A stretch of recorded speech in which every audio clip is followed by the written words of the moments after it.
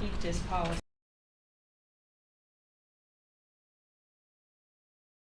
Enforcing it. I just think it's an indication of the time that we're living in right now. But that policy exists outside of this policy. Yes. Saying that it is reflected in this policy, I think I feel like it targets our staff. Of course, our staff is going to is going to comply with policy, not just this policy, all policy.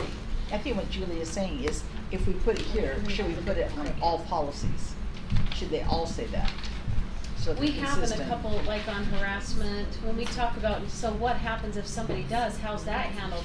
Because we don't see it here in policy, we refer them then to the personnel type, or like the 7300. We've done that in other policies. We Just have this climate of mistrust. Mhm. It's real, and I think our constituents need some reassurance that there is this policy which says that their classrooms Well, and the are reassurance safe. is that policy exists. My concern is that we've already seen staff targeted, and I'm not interested in doing anything that further targets our staff. Yep, I'm on board with that. I I don't wonder think if it's there is necessary. a way to create No, they've missed it. a general statement in the beginning of policy to say all employees are expected to adhere to the policies. Something like You that. mean Something like in general? introducing it on the website? Something Is in that general. all employees are as referenced in policy 7300? And I also, I mean, like, once again, I'm not. Or in 7300, put that in addition to this policy, the scope of employment includes adherence to all Alpine School District employees. Violation of those policies will be subject to consequences associated in 7300. Wait, you want to put that where? Like at the top of the In policy? says- No, no. A policy in like of the general. whole website. Two suggestions. You know. If 7300 is the code of conduct, in 7300 include a phrase that says employees are expected to adhere to all policies, any violation of which may result in the consequences associated with employee code of conduct. So there's a general statement in code of conduct that requires you to be in adherence with all policy. I can understand the point to say if someone violates that, say, well, it didn't say I was violating code of conduct. You can reference 7300 that says any This is violation inclusive of all policy is a violation of code of conduct, because code of conduct is the expectation that you should adhere. That is one suggestion. Another suggestion is to put it somewhere in policy general that employees are expected to adhere to all policies, but it's probably best in code of conduct. So Craig, welcome to policy. We just started a new policy. Well, and one thing you need to realize about policy 7300 is the code of conduct is pretty buried. It's buried. Why is that not So look policy at number page, 1? look at page 6, you guys. I'm just showing you another example of where we've done it. I don't think it's just special to this policy. 3.3.2, all instructional material is subject to copyright protection and must comply with policy 6164, copyright. So it's not anything new. I But know you're putting feeling that extra. you're putting that in the procedure versus this is on the very front page of the policy. I feel very strongly that, and you know, it's not going to be the first time I get You want outvoted it on something. I just worry about our employees. I understand that we believe in accountability. This feels heavy. Well, and When this policy is already, I think, got a lot of anxiety, this feels super heavy to have this in the heading section of the policy. so to your point about patrons, I spend a lot of time talking to a lot of teachers and a lot of librarians and assuring them that we absolutely do trust them. When I read something like flip this, side of that, it yeah. says that we don't, right? And so they have spent a lot of years, they're experts at their craft and they know what they're doing. And this to me does not send the message I that we understand support what- them, I and understand what you're saying, but this is policy. I understand. It's not feel-good stuff. It really isn't. So, yeah, Oh, it's quite the opposite of feel good, don't you think? it can be. It can feel punitive, but I think we need So to I state really it like up the front. idea of putting it, I think the It's general another discussion. consensus is that policy needs to be adhered to, but all policy needs to be adhered to. So perhaps the statement can be in 7300, perhaps the policy committee could look at moving that to a more centralized place to say code duly of noted. code of conduct, in code of conduct, the statement that's in 7300 that Rob just showed me is that Alpine District statement on policy is that all employees are expected to follow and adhere to Alpine School District policy. I think by sticking that specifically, you have to follow this one in some policies and not in others. I don't think That's that's not the message we implied. want to send. I don't think that's implied. And then I think it strengthens every policy by having that in code of conduct.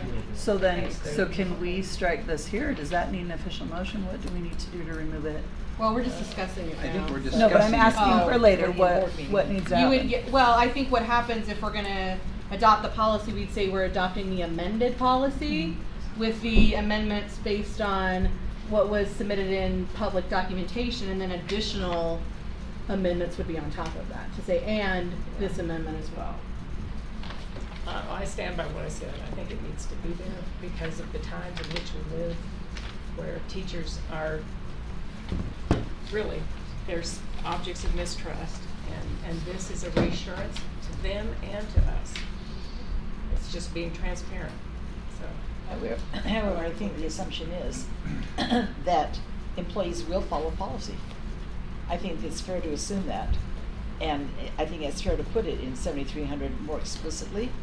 I don't really think we need it in every place, in every policy, because it's assumed if you're an employee, you're gonna follow policy. You're gonna follow policy. I mean, I don't mind taking that off and making sure that it's clearly stated in 7300. And if code of conduct is our general statement about employee conduct, then that's, I think, where a statement about expectations to follow policy should be. I mean, if there is a question, then we can refer them to 7300 and say it was clearly stated here. And as an employee, your obligation is to follow district policy. We'll discuss it during the board meeting. Other comments? Shane, you knew this was coming. I have so many. I once again, I know this is probably not going to alter, but the 3.4.2, which on my page on Friday's definition was 6, but I don't know what your guys' updated today version is. The that last sentence in 3.4.2.1,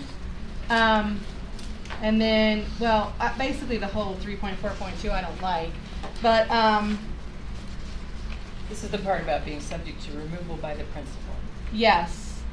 But I talked about this morning, whether we have an appeals process or whatever. That whole section feels very, very heavy-handed for, I think, a teacher or an employee. And I worry that by not putting something about an appeal process in there, each of those taglines about the principal can remove stuff from your room, that feels super heavy to me. So just as clarification, these are not new additions from the. I know, and I complained about it last time, and I'm still complaining about it. Would, So you feel like we need an appeal process, would it be here or somewhere else in the policy? No, I think you just add a thing about, Like a 3.2 point. yeah, you add something about, you know, 2.5. There is a policy for grievance, for any employee, correct, Cammie? Through the employee process, that they could grieve a policy that they felt like wasn't handled correctly or accurately. You can grieve any action, and then we would look to policy as it was reviewed or So whatever. do And I- you just need to say, if a teacher would like to refer to the grievance process and put a link Well, there or this something? does refer us back to code of conduct policy again. This is our second referral to 7300 in this policy. I don't like this whole section. Would Julie, would review be a softer term than removal? I like that. Because they're subject to review, and now a principal's reviewed it and makes a determination. I mean, it softens it a little bit, but it says the principal review it, and then the principal has the stewardship to say, I think it is or is not in violation of this policy. That feels better. Review feels better than removal. Because then that is assuming that the principal, like, that's the one action they're going to take. Right. We change I that like right that. now? We could write that in as a possible suggestion for amendment. This is procedure This is though, not procedure. policy. About the Pardon, Amber? the It's policy. procedure, not policy. Oh. The policy committee will review that language. How about that? Do we want to add a reference to an appeal, to the appeal policy and the grievance thing? We need to find grievance policy. And I would say it's the same thing in 3.4.2.3. Yes. Like may go under, may be Right, reviewed. right here. Yeah. Mhm. This may be subject to review, or is that what you meant? No, in 3.4.2.3 it says materials that do not convey the district's educational message may be Okay, that's it, reviewed okay. by the school principal. Would it be appropriate to say reviewed for removal? Because that would ultimately be the purpose, right? What's the purpose? So if we just say reviewed, then there's no teeth to that policy. Right. So it'd have to say, I mean, I guess it's Which the same I'm okay concept. with. You're either going to retain it or you're going to remove it, Right. right? It's the same concept of what we're talking about with the rest of the policy. So I feel like the review is you're going to either retain it or remove it. To me, you have a may in there, which is different, and it's already determined that they do not convey the district's educational message. So to me, that's, the first one was the teacher may select, but it's subject to review by the principal, meaning the teacher is not the ultimate authority on that. This one says it's been determined that it's in violation, so it may be removed. To me, it's a little bit different context. Am I communicating clearly that teacher selects, but the principal has a right to review that? In this situation, it's been determined that it's a violation, so that therefore it may be removed. so 3.4.2.1 is the review, 3.4.2.3 is the review. Or the determination for.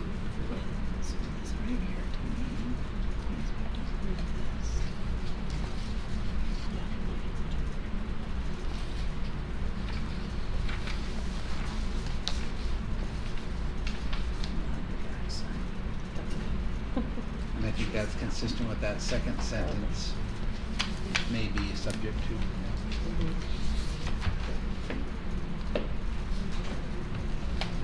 I like that better. It feels less like we're looking for things that they're doing wrong.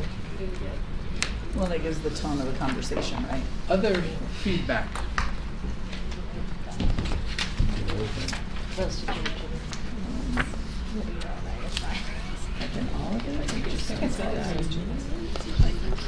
I will say too, as I've been working on this policy, it's obviously garnered a lot of attention.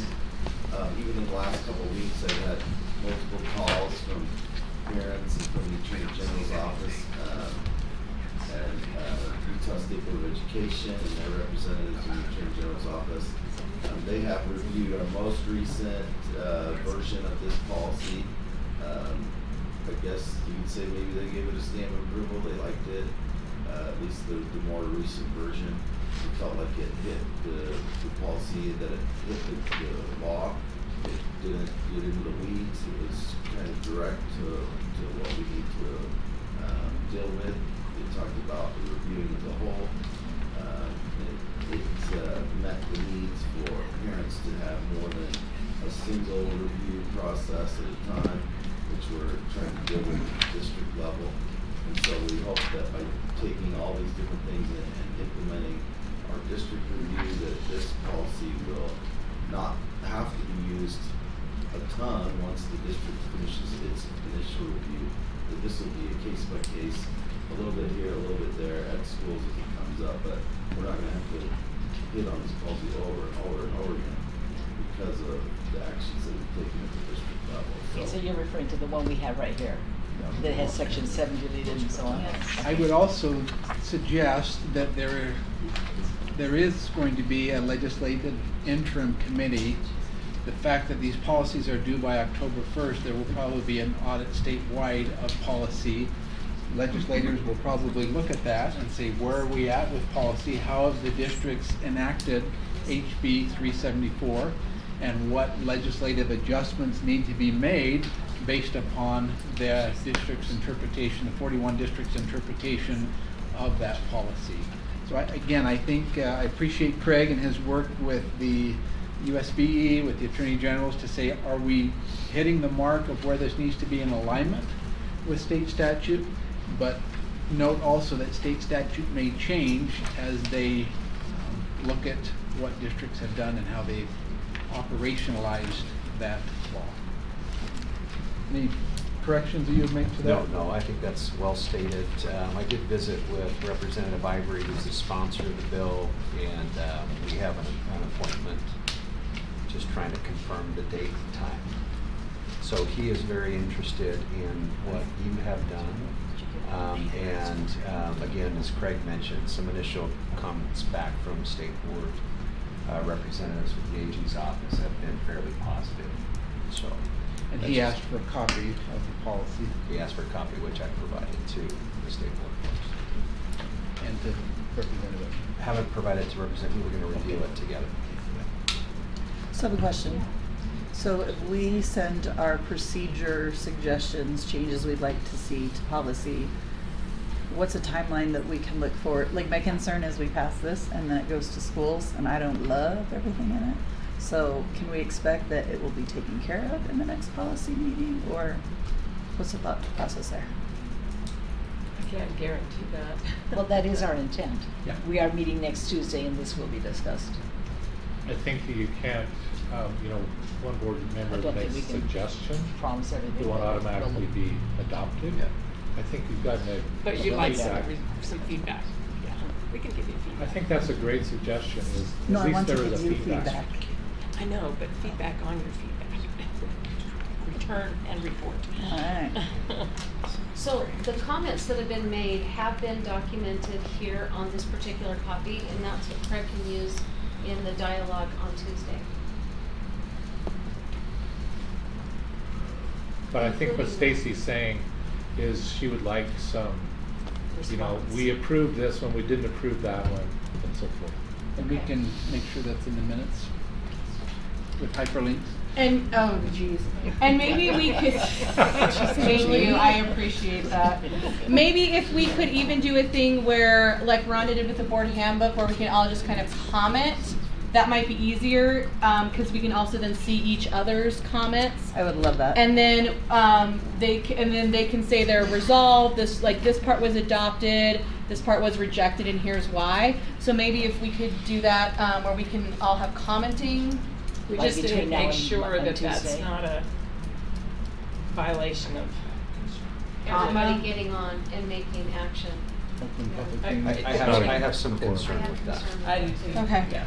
I think it's a really good idea to facilitate, but I do have some concerns about that work being done. Because of public outside. document. Correct. If there's a quorum, I'll making comments. Right. And perhaps It it's was reasonable three. to say, timeline, the policy committee will continue to work on that. At the same time, we have 23 review committees going on that hopefully will finish their work in the middle of October. There could be some process and procedure revisions based upon feedback from those committees that we commit to addressing this again in October. Once the committees have completed their work, you give them feedback, the policy committee has time to work and say those rules and regs will be reviewed once the committees have completed their work and the policy committee has had time to look at that. So you're saying we'll Please look at send it your again in feedback. November? We would love to October. have your I think we feedback. can Well, bring it we're back gonna by look at then. October, that's next week. But Second- also, no- There's the second meeting in October, so I Okay. assume most of the committee work will be done by the second board Okay. meeting in October, so we could bring it back. okay. The 25th. Is that a reasonable timeline for board members Yeah. and policy committee? Okay, It almost feels like we need to meet twice next month. additional comments that we want to make on this before we transition to other items in study session? Julie has a lot of concerns. Is there any other big one that you want to bring up at this point? No, I mean, I talked to you and to Sarah today. I can just make sure I communicate with Ada so that she's aware of Okay, okay. I think that's a great process. I do think we need to work on what Stacy's talking about, that we somehow close the loop Feedback. on that. Feedback. Okay, and maybe some iterations will be available for that earlier board meeting in October. Okay. Okay, thank you for your diligence, thank you for your feedback, thank you for your continued work on this, and both on the staff's part and on the board's part.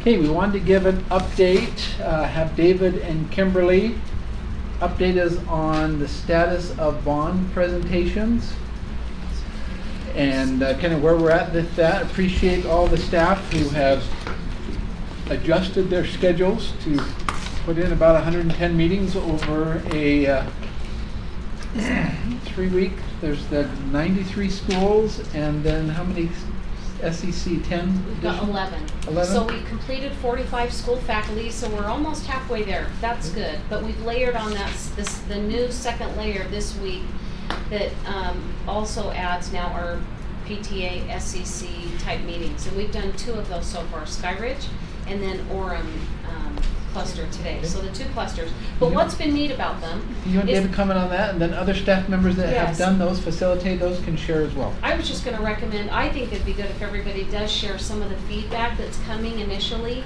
and ways that we could improve our communication. But of these 11 parent meetings that we've had many people that are attending them that aren't just specific to the cluster. Last night with the Skyridge cluster, we had Westlake representatives there, we had Lehigh representatives there, Pleasant Grove. So it was good to see that people are taking advantage of having 11 different dates and being able to sign up for them. The feedback that we received today was really helpful in that they would like us to publish that 5 to 10 year. So we added the 5 to 10 year plan to the slide deck for parents. You guys remember that? It's that yellow and gray one. And today they said, okay, we like that. And I handed it to the parent who wanted it because I did have 1 copy there. But they said, can that just be added to the website? So we will share that onto the website as well.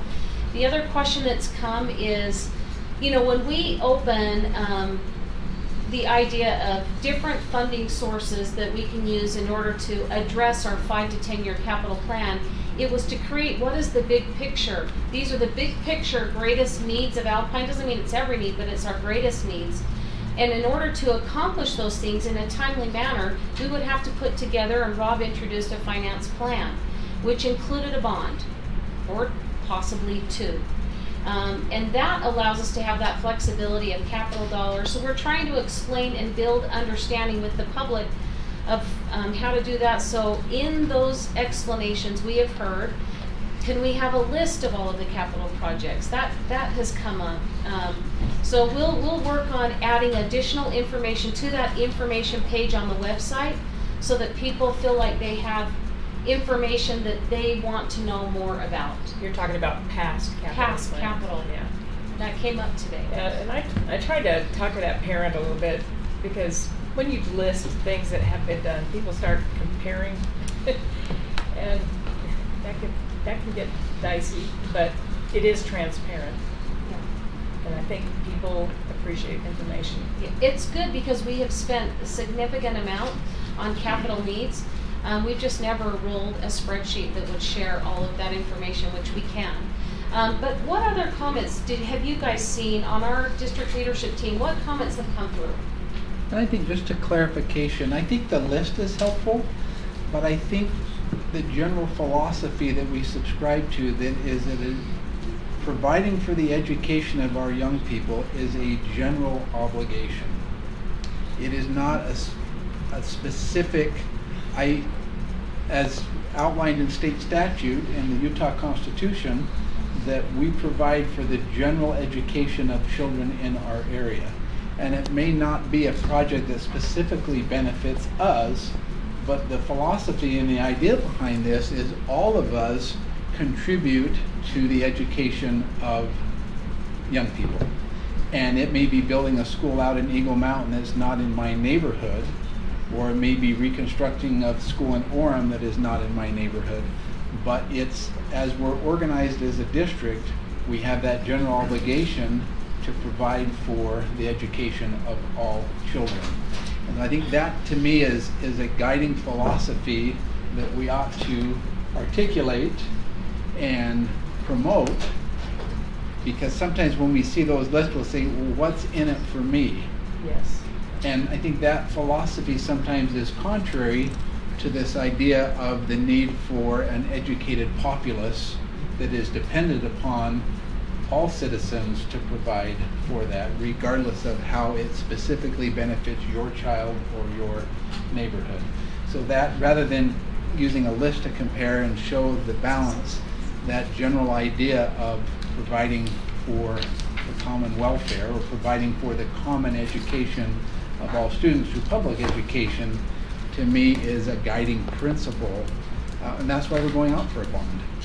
And that's what is allowed for, established in law as the means to provide for the education of our young people through property taxes. That example came up. We met with a gentleman yesterday in a meeting that said, you know, I actually have grandkids all over the district. And I live in one particular city of Alpine School District, but my grandkids are attending at another elementary. And so as he was talking about it, that's where his thinking was, is it didn't matter just specifically where he was living, but it was important that his grandkids were seeing some of those, their needs met as well. And those same sentiments were shared in the Y2 study as well. Is it possible that, I know we're like halfway through this, but yesterday I found myself thinking, because people were talking to me and I didn't get to all the people I wanted to, and I don't know who some of those people were, but there were some concerns that I thought, oh, we're absolutely working on that and talking about that, but now I have no way to get to that human because I don't know who they are. So is there a way we can get contact info from people who come so we can circle back with them? Yeah, because we've only done 2 so far. That's too bad. We had a good group at that Skyridge. We had a good group today at Orem Junior as well. But and I'm yeah. not sure that, and it wasn't the place to touch on it, but the person who had the concern about the middle schools, there were a lot of things that I didn't quite get over all the way to her, but I just thought there were probably some other information that we could circle back with that would be helpful for people to understand. Okay, Or so maybe- taking attendance, just maybe have an attendance. Some people may not Just want like a to. name Yeah, and an email is great. But we could invite them to contact either their board member or one of We the have done presenters for that. more information. But we do Make that all sure the that- time. You know what I mean? I think all of our information is publicized in a number of places. But I I mean, think if they want to get a hold of us, they can. How about I send it this way? We set it up this way. As we meet with the parent meetings, we say, our board cares about your feedback. One of the suggestions the other night in study session was to create a list of names, numbers, and contact information. If you feel comfortable, would you mind sharing it so that if they are here and there's a question they'd like to follow up with you on, they can reach out to you and leave it up to the participant to sign in? Or let's not take away from David's feedback button. and Oh the no, opportunity no, to use that special button should have all the recognition and honor and glory. However, I really would just love to circle back with some of those Or friends. maybe you could say, if you would like someone to contact you to follow up, please sign up here and we'll You have get back to questions you. or concerns that were not fully addressed Yeah. here. By the way, I love, at USBA a few years ago, we came up with the motto, every kid in Utah is my kid. And the idea was, someone in Kanab may end up being your doctor, you know what I mean? So we want to educate kids across the district because that will all contribute to the greater good. And we can't just be focused on our own neighborhood. What was your saying again? Well, Sorry. theirs was every kid is my kid. Stacy has one on But her it's the computer. same idea. Just a All friendly kids reminder. are- What is I don't have my glasses. It says all kids are our kids. Yes. Our kids, sorry. It was my kids are better than your kids, but I think she. You need to get those glasses fixed. Okay. So we Thank you. got sidetracked. Others were going to share, so I Yeah. apologize. I think I took that down. I'll just say the parents were, or excuse me, not the parents, teachers that I talked with were appreciative of the information. I think it was very, very helpful to walk through the diagram and not just show them the diagram, so they could ask questions. I think most of them were, again, appreciative and supportive of the information. And it was also helpful to clarify to them why we were there. That this is not us trying to tell you what to do or how to do it, but we want to have informed voters. I have certainly appreciated the opportunity to engage with faculties that otherwise I wouldn't have had. And engage with them in dialogue. And I have to say the highlight for me so far has been mountain trails. When we show the possibility of a new elementary, all of them went like, oh.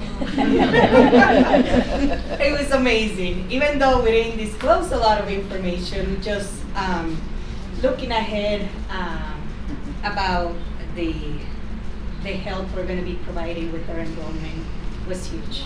Anyways, it's been great.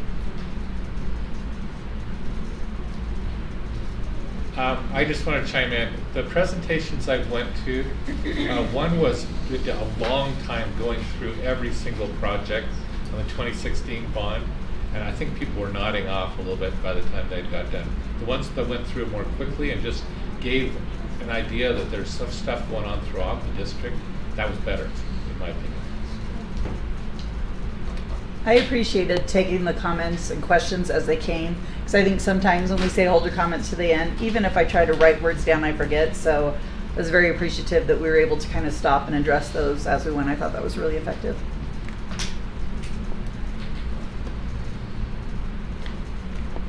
A couple other comments before I make my comments. Matt and Brandon are here. They're part of our financial team. You see them occasionally. I'm so grateful for them. I'm constantly bouncing things back off of them. Hey, would you read this? Did I really mess this up? I really truly appreciate their professionalism, their expertise, and they are an important part of our team. Preston Kirk also can't be with us, and I just wanted to publicly acknowledge him. He has been an important part of who we are and what we've done as a finance team. A couple of thoughts. I agree with what's been said. Questions that I've received, what about Orem? I'm an employee in Orem. What happens if the bond passes? What's going to happen to me? At pretty much every presentation, regardless of city. Board member Wilson and I were at Parkside. That one was probably the longest. Kimberly was there with me as well, probably the longest of my presentations. Because there were many questions and some comments from some parents that were there. But those are the themes that I hear about. They see growth, they see the need to rebuild existing facilities, but there is a feeling of how does this impact me personally? How is my neighborhood benefiting? Hey, have you thought about this impact in my community? Or have you accurately considered that issue? So those are some of the things that I've heard and fielded questions. Two other things that I would mention is one, we did hear back from the Taxpayers Association, and they have taken a position of neutrality and made several, and their statements on their webpage. I visited with Mr. Cannon on multiple occasions, his team, and just wanted to share that. There were some positive comments in their statement. They also addressed concerns about Orem also in their statement. And so again, I just would that's out there publicly, and he said, Rob, feel free to share this. So it's on their website. It's on their website, yeah. And then second, David is not here, but my second comment, David and I met with the Daily Herald folks today. Their editorial board took a position of support in 2016. So we answered many questions from them today, and we look forward to any additional questions they have, information we can provide to those that are engaged in communicating with the public. So those would be my comments and thoughts. Kimberly and David are masterful. Our team that puts together infographics takes complex and makes simple. It's easy to talk to, and I think overall it's informing people. We want to be accountable. This is why a bond is important, because it's the voters participate, and it's the lowest way to finance the improvements that we need. So those kind of things just are the themes that I've heard. I've heard other things too, but those would be my comments on it. And I share, at least at one of our schools, I think Craig was there, there was a lot of talk about the impact fees and how people really see the wisdom in impact fees, and we just need to either keep hammering that nail, but people understand that it puts the costs where they are incurred, and that makes sense to people. And especially with a big bond like this, people are telling us they want impact fees. They told us in 16, and I've had it in 4 of my presentations so far, impact fees. I mean, what'd I just say? Impact fees. They're Fees good are too. impact. They're good. But impact fees, that continues to be, I mean, the reality is, we continue to communicate that to our legislators. It's just, it's a hard one to address, but you're right, it's a consistent narrative.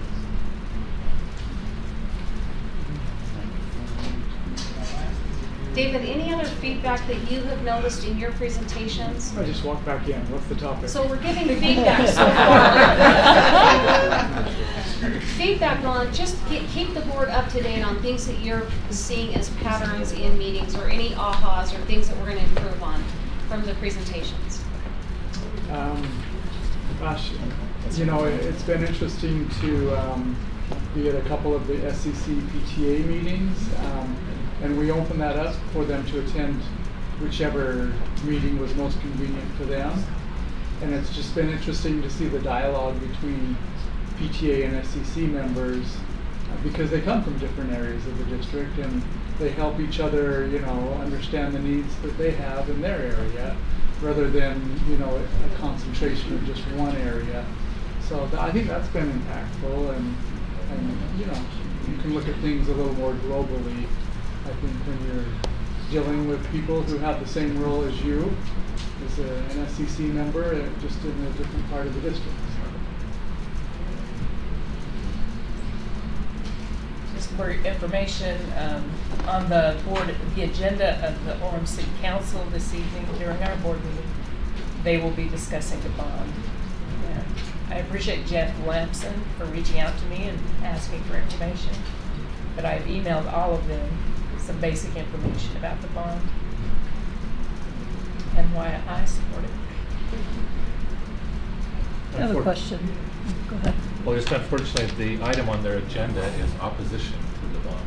Is that the item? I didn't That's what read it that. says. That's less concerning to me. Yes, it is. At one point, we talked about there being a community night for patrons who weren't part of our schools. Is that still happening? Yeah, we were planning on getting 3 of those scheduled. Obviously, we need to schedule some other meetings. We've gone to Kiwanis and senior citizens and so forth. So, yeah, we'll get that schedule out. Okay, awesome. Any additional comments from staff? Thank you. Any additional questions on this matter from the board members? Okay, President Clement, it's back to you for board governance. Okay. I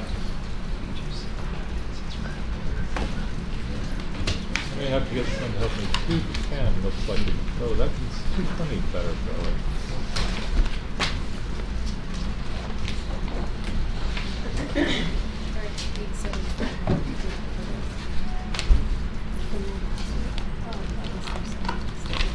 So I maybe just get go on this. I appreciate you taking some time to read this material. I thought it was very evidence-based approach to what can school boards do to become effective. And I have all these really pretty slides here, so I'm just going to try one more time to make this work, and then I'm going to get somebody else to come and help me.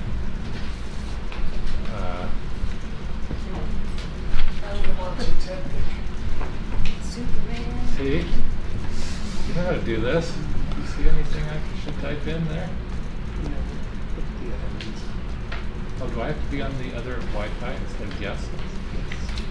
For some reason, I would do type in. Unreasonable is not objective. So anyway, I'll just keep talking, and if it miraculously appears, we will feel really excited. Oh, look at that, okay.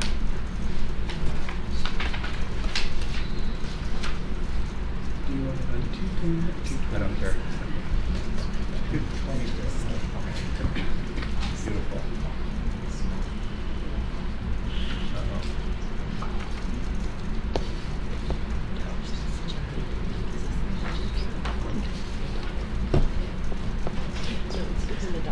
He's trying. Hey, exciting, thank you.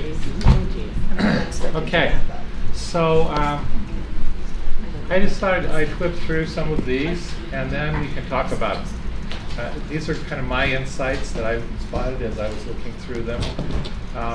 Again, here's their 4 items they thought were most important. So they basically did a big study on effective boards and not very effective boards. And then they said, well, what are the differences that we can tease out between the effective boards and the ineffective boards? And then they did a step further. They went to the ineffective boards and they said, try these things from the effective boards, and then they saw that it actually improved the ineffective boards. And so it's pretty data driven, but here's their kind of the things they said were most important in impacting student achievement. Again, the focus on internal governance and policy formation, communication with teachers and administrators, and engaging with the public. So those were kind of the things that they felt were good with boards. Here's some more things. Boards in high achieving districts are more likely to engage in goal setting and monitoring their progress. Realizing this did not work out very well. I did not get all of my highlights in the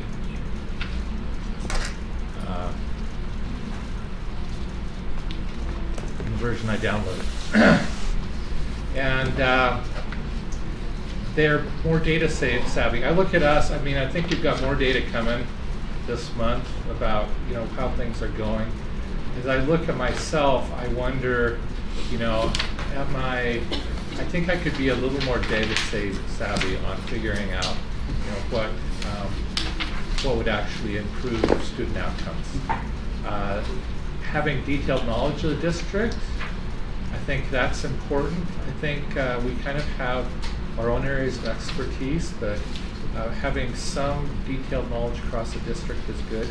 And then have crafted a working relationship with mutual respect, collegiality, and a joint commitment to student success. So anyway, there's kind of their set. They did a meta-analysis of education research. So basically they looked at all these papers that have analyzed boards and tried to draw conclusions from all of those. They also did case studies on the high achieving districts, and they tried to compare school board practices with similar demographics, but substantially different outcomes. So basically the same level of poverty, the same level of same kind of businesses in those areas, but what are the differences in terms of, if you see outcomes that are different, what did they do that was different in those areas? So here's my attempt at pulling out some of these, some of their findings. A characteristic of quality governance is the ability to focus on student achievement while spending comparatively little time on day-to-day operational issues. That was interesting that they would pull out. They hold the superintendent and colleagues accountable for progress, but did not engage in daily administration of schools. I really like this quote. I'm not a professional educator. The superintendent and their staffs are professionals, and we say these are the results we want. You're in charge of how to do it. So I like that perspective. Danger signs they came about. So these were things that they saw in the ineffective school boards that were correlated with being ineffective. They're only vaguely aware of school improvement initiatives. Blamed external pressures is the main reason for lack of student success. And I think, who is it? People in the state often say, I can tell you student achievement by zip code. You give me the zip code, I'll tell you what the student achievement is. So they're blaming it on the demographics as opposed to taking ownership of making it work. The school members offer negative comments about students and teachers. That's a dangerous sign. Micromanage day-to-day operations. Disregard the agenda process and the change of command. They have little professional development together as a board, but that was an interesting thing. Board members frequently discuss their decisions through anecdotes and personal experiences rather than by citing data. I think I think I need to become more aware. I need to use the data when I'm trying to make a point more. We get it presented to us, but sometimes as I'm trying to present my point of view, I don't refer back to that data, so that might be something I can do better. They went through and talked about we want to improve board members. These are improvements that low-performing boards use to become better performing. They view data as a diagnostic tool without the emotional response of assessing blame. That was another thing I think that they saw in the low-performing boards. They wanted to blame somebody for things, use data to blame instead of use data to improve. And board members described a belief in the importance of staff development activities focused on student needs. I think there's been times that I've been a little bit critical maybe of the way professional development is handled. And I think that we need to realize professional development is really important. Let's just get it right. And so that's something I can work on. They also mentioned that, I mean, this is not something we can do anything about because we get reelected every so often, but that longevity and staying with a set of objectives and a plan for many years was really important as opposed to changing often, changing superintendent. I think I don't mean to speak evil of other districts, but I think Salt Lake City District is going to have their fourth superintendent in 4 years, and that's probably not a good thing for if you want high achievement. Anyway, this is some more of the last slide. School boards and high achieving districts, again, hold a shared vision. They focus their time and energy on governance level actions. They engage in goal setting processes that drive action. I see us doing a lot of these. They align resources around those goals. They're data savvy. They work together as a team and commit to their own learning. Anyone else have something they want to pull out of this? One thing that stood out for me is on page 9, kind of the third paragraph there, second sentence there. It says, when individual board member interests and expectations distract from board adopted achievement and instructional goals, they are not contributing to district success, but in fact may be working in opposition to that end. And for me that was kind of a self-check to see, am I going with, are we a powerful current that's going together? And I think it's difficult because we all have our loves or our passions, but the one thing that also stood out, and this is what is best for students. And that really is kind of the moral imperative that we always have to go back to, because it's so easy to get caught up here, but if we're all thinking, I think it helps us come back and center ourselves of our objective, our moral imperative. Other comments? Mark, I had 2 things to Yes. share. 2 takeaways. I thought some things that I could do better, or things that I learned or reflected on. Adding a responsibility or impact statement for each level of the organization, similar to fiscal notes. When we have a particular action that we want to seek, here is what the district team does. Here is what a school leadership team does. Here's what a teacher team does. So you can see the different impacts and how it relates to that particular goal or objective. That was something that I don't know, legislative things have been on my mind maybe a little bit. How did you say that? Say that again. So Add just a what? kind of like a fiscal note where it says Yeah, but what the would you call state it? education agency, here's the impact to the state. here's the impact to LEAs, here's the impact to schools. But breaking it down to the level so you can see yourself at that level. Do I need to worry about this, or do I need to do something with it? To me, I think that brings clarity at all levels to different goals or actions the board's taking. So maybe on strategic plan, we'd be a little more specific. Just differentiation by level. The school leadership team, the teacher leadership, or in the classroom we see. So that was one thing that I thought a little bit about, and I'm just reflecting how on the business team can we incorporate something like that. The second, just on data, when it said data savvy, I get asked for data a lot, surprise. But I wonder if maybe in a PD we could talk about what are some tools or ideas to organize data effectively, so when we have a discussion about da-da-da-da, we can recall that information quickly, efficiently, and therefore we're armed with the right information to have a conversation from different perspectives. But somehow to organize that data and file it in such a way that we can have quick access and really have the data come alive and it's useful to us. Dashboards do some of that, and I think we're headed in that direction in some ways, but some way to organize, file, and access data more effectively and efficiently. So those are the two things that jumped out to me.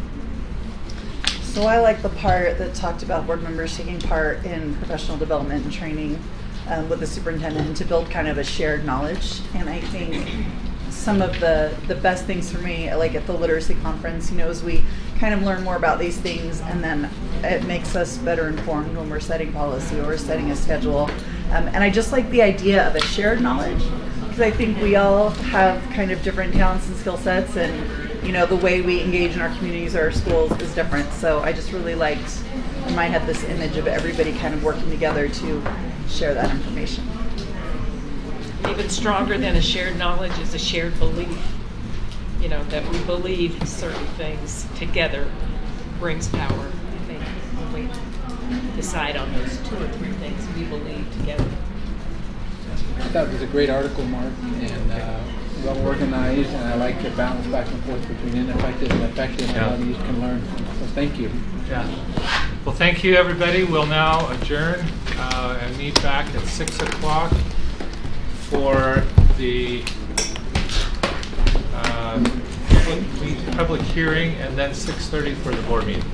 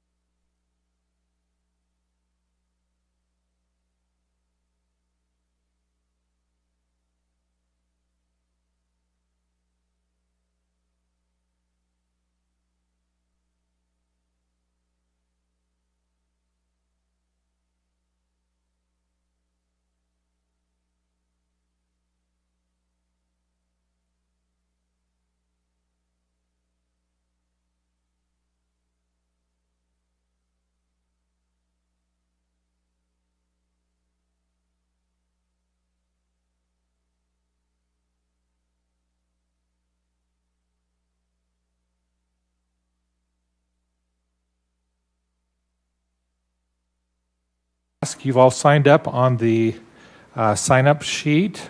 We would ask that you state your name and address before you address the board.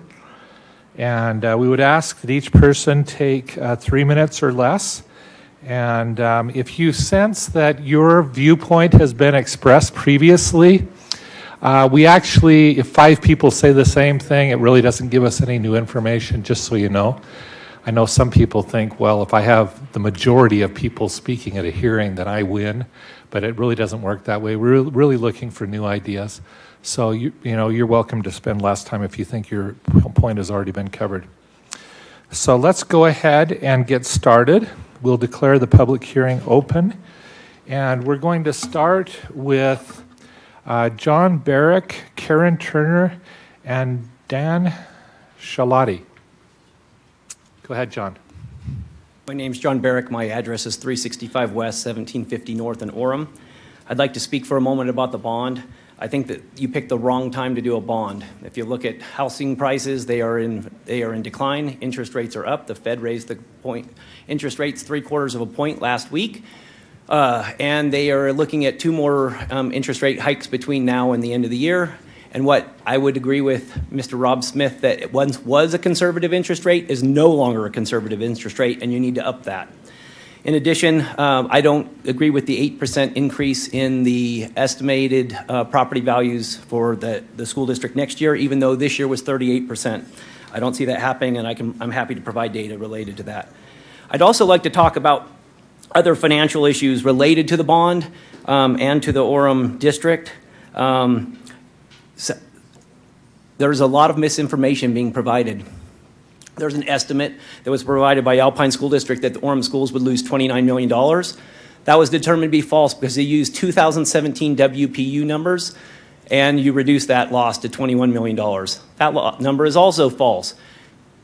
The updated file was actually dated 3 months prior to the original file with the correct numbers, which means someone knew that. But you denied that in a grammar request to Orem City on April 20th. In addition, your Alpine School District estimates do not agree to your audited financial statements. That is a problem. Your revenues are off by $9 million, your expenses off by $12 million. How can we have faith in an estimate that doesn't tie your audited general fund statements? In addition, your property taxes are off. Your federal revenues are off from your audited financial statements. I have no confidence in these numbers. I'd like to give you the professional benefit of that. In addition, your Orem-only calculation includes Polaris, which is no longer an Orem and was never an Orem-only school. Summit Online, that's another $2.5 million. Polaris was $3.6 million. Geneva has been consolidated and sold. Hillcrest revenues weren't included. There's so many discrepancies that it's unbelievable and it's impossible to reconcile. But Stronger Together, a registered Utah PIC, one of your school board members is their treasurer, is now claiming that taxes in Orem will go up 56%. That's for fantasy land. Orem has given $174 million to build schools and other cities on your last few bonds, and it won't be doing it again this year. But 2 gyms in a city the size of Orem, that's $20 million, maybe $15 million, and $116 million of debt accruing to Orem. Orem residents won't put up with that, and I don't think the rest of the district will either. Thank you. Thank you, John. Karen Turner. Karen Turner, Orem, Utah. My address is 369 North, 700 East. The people of Alpine School District cannot afford the burden of a more than $500 million bond. In case you haven't noticed, we are already struggling with the increased prices of food, housing, incidentals, and cost of living. We can barely handle the expenses we have already. I'm holding an article from the Deseret News entitled, "The Dark Side of Utah's Surging Home Values and Unprecedented Tax Burden." You can access that at Deseret News. You are now planning to add an unprecedented tax burden onto us simply because of the relentless and shocking home price increases. Utah County assessors are required by Utah County Commission to assess the home values based on market values. They are very aware of the sticker shock hitting Utah County homeowners when they open their property tax notices because of your value going up. Mine went up 18%. And your piece of the property tax pie is getting bigger while bankrupting taxpayers. Everyone is clamoring for more of our money. Are you aware that there's a proposed 24% property tax increase from the Central Utah Water Conservancy District? This is not the time for another bond. You are not thinking of how you will impact families on tight budgets, especially retirees on fixed incomes who bought their homes decades ago and likely never imagined that their home values or property taxes would skyrocket in such a short time period. Do you care that this is going to hurt everybody, and what's going to be the straw that breaks the camel's back? This bond? Thank you. Thank you. Thank you, Karen. Dan Shilotti.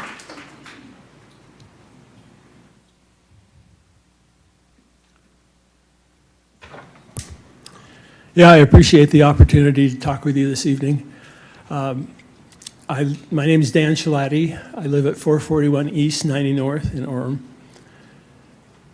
My career was as a professional structural engineer. Worked at it for 48 years. And so I'm concerned about the seismic issues that we have in the Alpine School District. In 2006, you commissioned a study. That study showed that there were 25 schools that had serious seismic issues. In the past 16 years, less than 50% of those have been remedied. And I think that's terrible. According to the study, these schools are highly vulnerable to collapse in a low to moderate earthquake. That's a 3 to 3.5 on the Richter scale. And the probability of a 6.75 earthquake is 43% in our valley in the next 50 years. But in the past 16 years, you have not remedied these schools, and it puts our children at risk.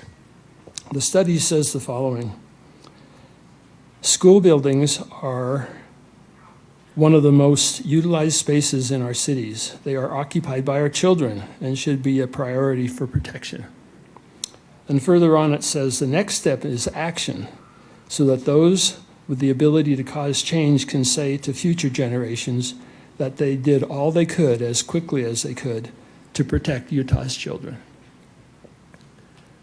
I've noticed how you're planning to spend the money on this bond. And it looks like it's in phase 4 where you're considering to do anything about seismic remediation. That will be in the year 2026. So we will have been 20 years and Alpine School District has not taken the necessary steps to protect its children. You really can do better, and I hope you will. But I'm not ready to pay for this bond until you show equity across all of Alpine School District and fix these unreinforced masonry buildings. Thank you.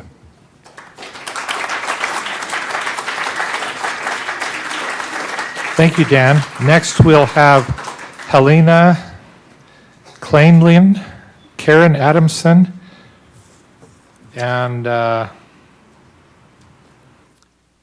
Presta. I'm sorry, I'm having a hard time reading this. Okay, Mike Presta. Thank you. Go ahead. I'm Helena Kleinlein, 103 West, 2170 South in Orem.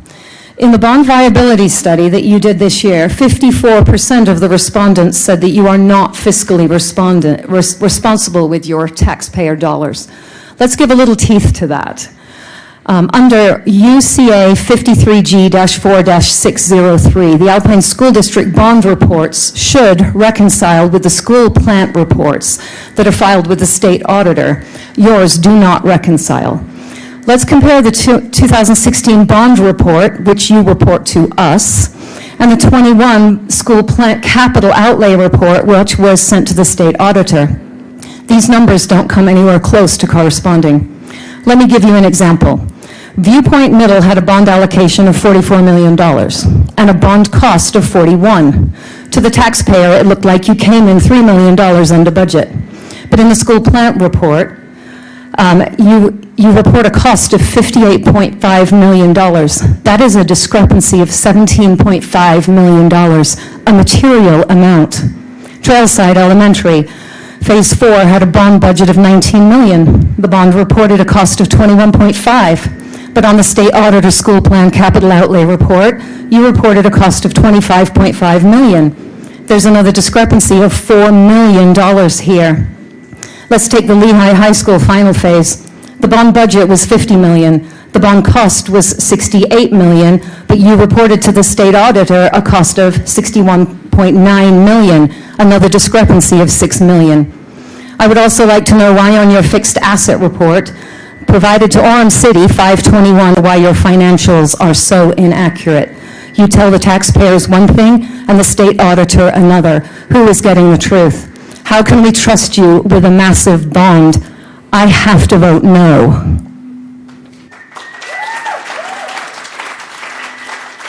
Thank you, Helena. Karen Adamson.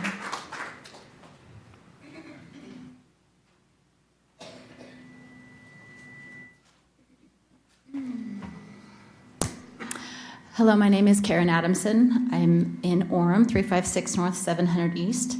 I'm here today on behalf of my mother, my father, my mother-in-law, my father-in-law, my grandmother, who all raised their families in Utah County.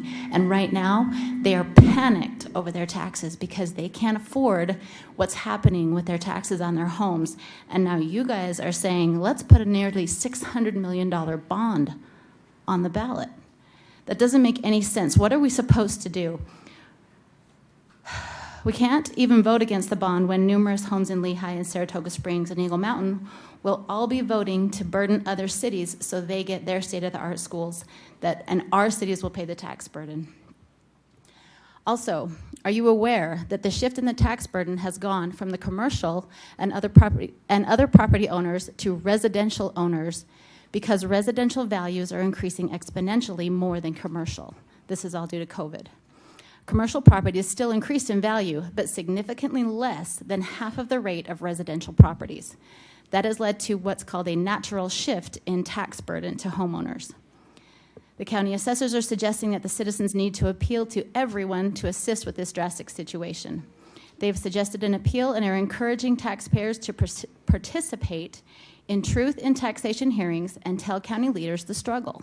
I think you know the struggle. They suggest that our lawmakers need to help us, but this would require a constitutional amendment, which would take too long. So now I stand before you stating that this is not the time to place us under an increased debt bondage. For heaven's sake, have compassion on the citizens of this county who have brought us to this point and carried us this far, who can't afford the debt of this new bond.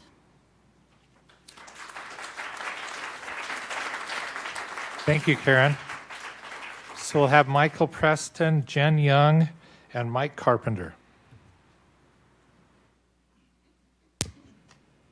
Hello, my name is Mike Preston. I live at 59 West, 2170 South in Orem. I'm here to talk about the bond also. On the ballot this November, ASD, that's you guys, are going to state that the bond will have no tax rate increase on the bond.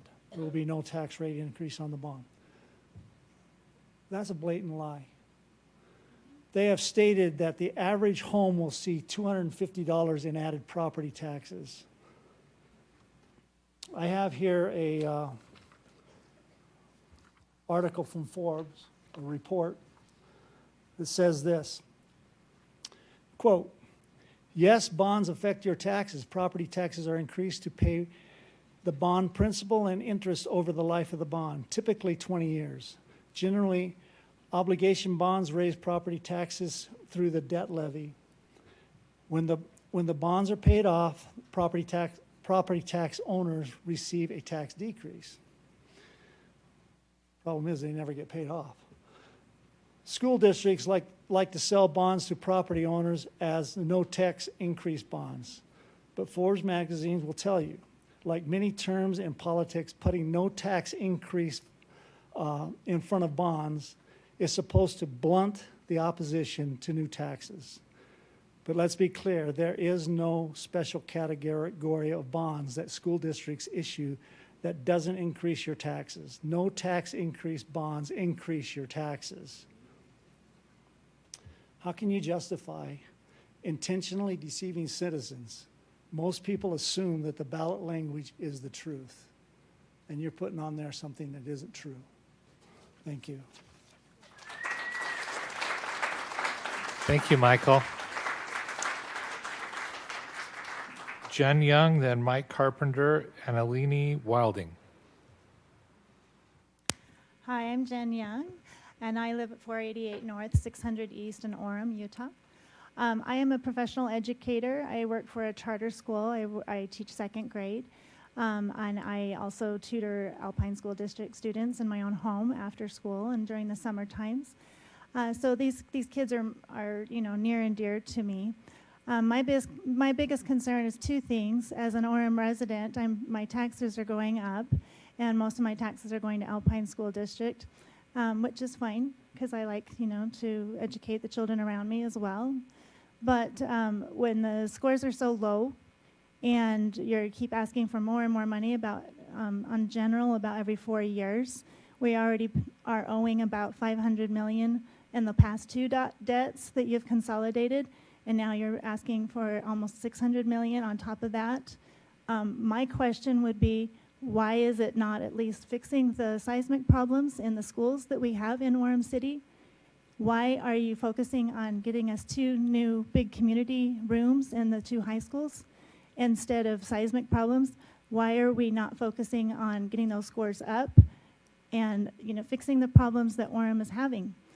I've been talking to a lot of people in Orem lately. We have a lot of people who are confused by the numbers that you've been putting out, and I would just like some transparency. I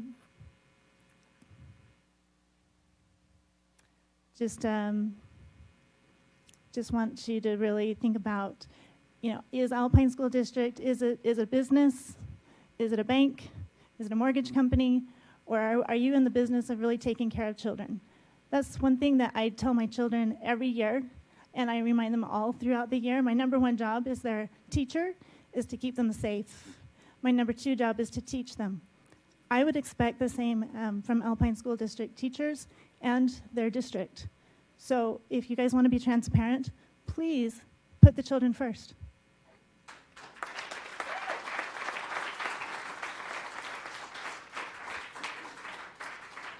Thank you, Jen. Mike Carpenter, then Alina Wilding. My name is Mike Carpenter. I live in Orem at 1734 North, 350 West.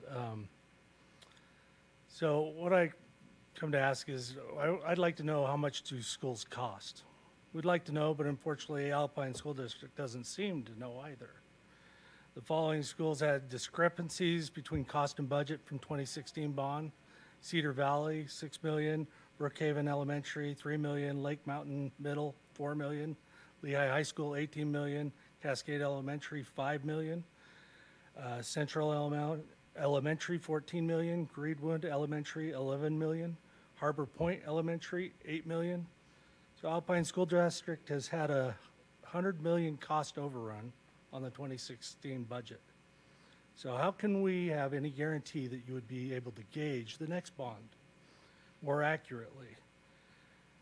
Costs are rising, rates are rising, so you obviously haven't taken out enough for what you want to do because the rates won't allow it. We need to demand fiscal responsibility from you before we entrust you with any more taxpayer dollars in debt.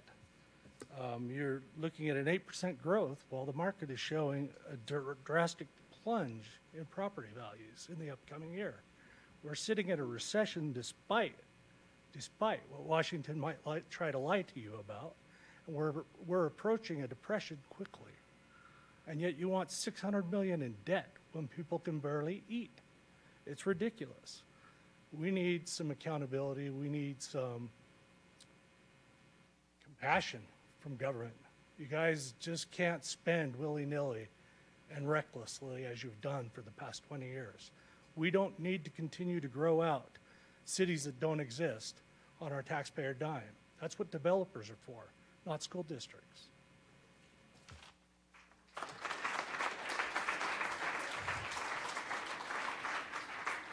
Thank you, Michael.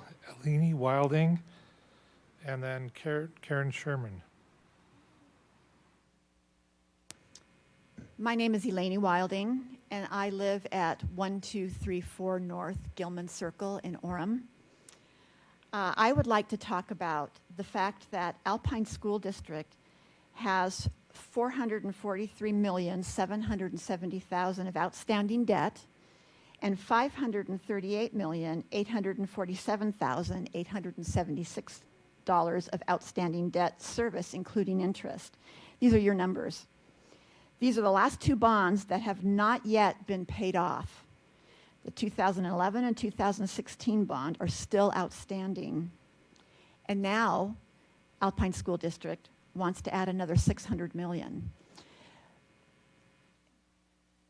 I don't even know what to say about that, except if you look at my face, it's like it's hard to even fathom this idea that the way that you get things done is to continue to borrow. You know that there's going to be cost overruns because we have the tax rate, or the interest rate increasing, construction costs, which is what my husband does, the highest it's been probably in Utah's history. This will put the Alpine School District taxpayers under an anticipated debt load of $1.5 billion. It just doesn't make sense. What happened to that old idea that you pay off your debts? Thank you. Thank you, Elaine. Now, Karen and then Jess Colton.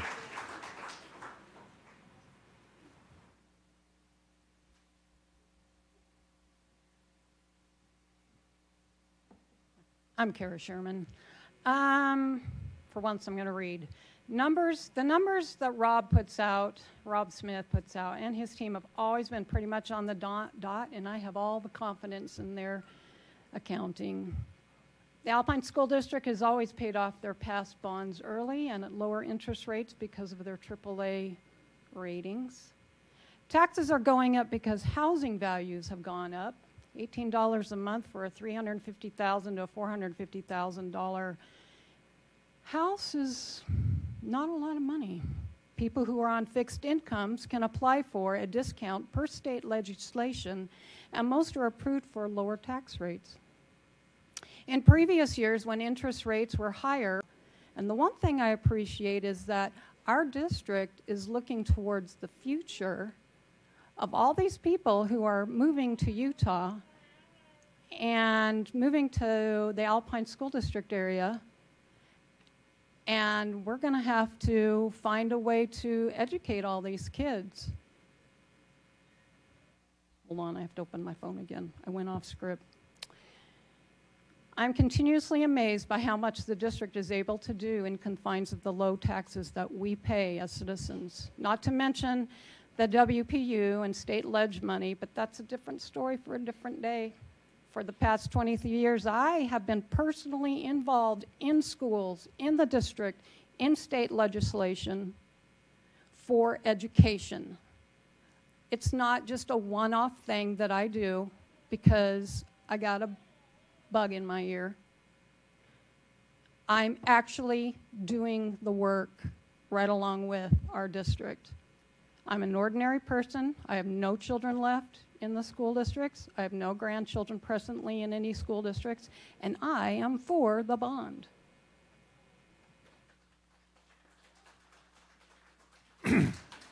Thank you, Kara. And Jess Colton is our last public comment. Is Jess here?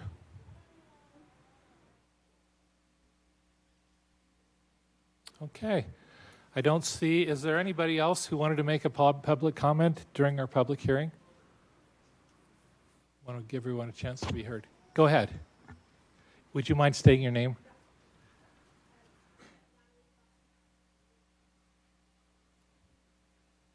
Natalie, I'm sorry, what was the last? Clausen. Thank you, Natalie. I just got back from coaching my flag football game, and I had my little boys in the car, and I said, I'm going to a meeting, it might be boring. They're talking about a bond and a tax, and I said they want to have us pay $600 million more in taxes, and they said, "No way, Mom, no way, are you serious?" I'm like, yeah, it's huge, it's a huge amount. But I lived in Provo, so I didn't prepare all this, but I lived in Provo when they were bonding for the school district down there. They had school bond. That didn't pass. And I met with a bunch of people and wanted to know, because I hadn't lived in Provo long, I wanted to know their perspective of what they thought about it. And it was people who really cared about education and were concerned about it, but they said, this bond is too big. It's too big. And they had it limited down that they were going to rebuild Timpview High School and Dixon Middle School, and that was already specified, and they knew that that was a project, but it was too big and it wasn't specific enough for the people. And so they decided, we don't want to approve this bond unless we can have details of what it's going to be used for. And so looking at this bond, I have the same concerns. I feel like it's too big. It's gigantic. I feel like you're putting pork in some cities to try to make them happy, to try to appease them, and it's just too much. And I think it's better for the district to get an approach of doing smaller bonds with specific items instead of this gigantic one with all these things that are just it's just too much to have the citizens be required to pay this without knowing specifics. And I'm concerned just with our timing, the inflation that's really going crazy, and it's going to continue to keep skyrocketing. I just don't feel like this is the time that citizens need to be bonded with this large amount. And so I'm against the bond. So thank you.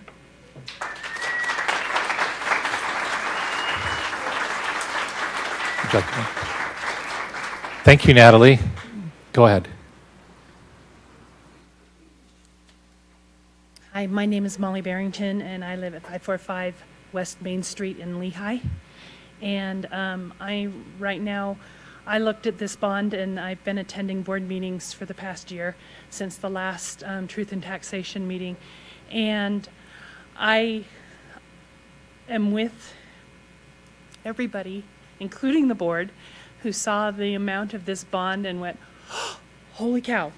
But I also look at what is happening in our district, which is humongous to begin with and is growing tremendously, and we've got to have room for these kids to go to school. I have nieces and nephews that are out at the two different high schools, one in Saratoga Springs and one in Eagle Mountain, and they're the largest high schools in the state, and they're growing fast, and we need more room.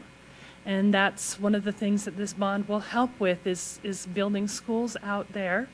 And here, one of the things that this bond is specifically taking care of is American Fork and Pleasant Grove high schools that need those upgrades. And so I am for the bond. I think that we need to take care of our kids, and everybody has a mortgage. And Alpine School District is huge, so we've got a big mortgage, but but payments have been made and taken care of, and I thank Rob and his team for that, and because they have a very complex job.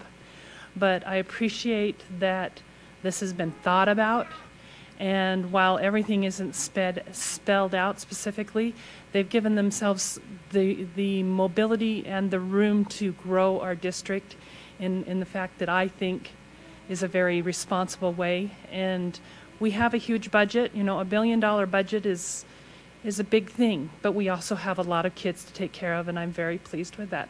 Thank you. Thank you, Molly. So we appreciate everyone who's provided public comments for this public hearing, and I'm now going to declare that the public hearing is closed. And we'll move into our board meeting. Ada Wilson will be conducting that. She's going to have some recognitions.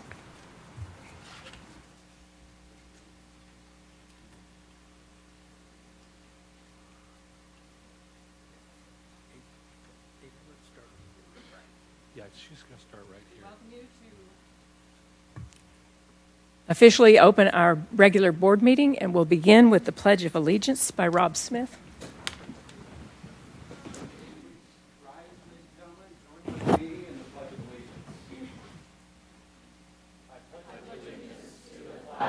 Of the United States of America and to the republic for which it stands, one nation, under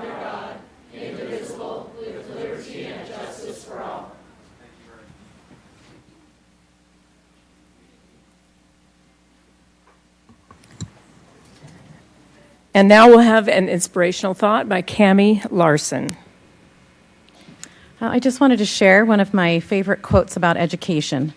Education is the movement from darkness to light, and that's from Alan Bloom. And I just want to thank all of our teachers and support staff and recognize them for all that they do to help move our kids from darkness to light. Thank you, Cammie.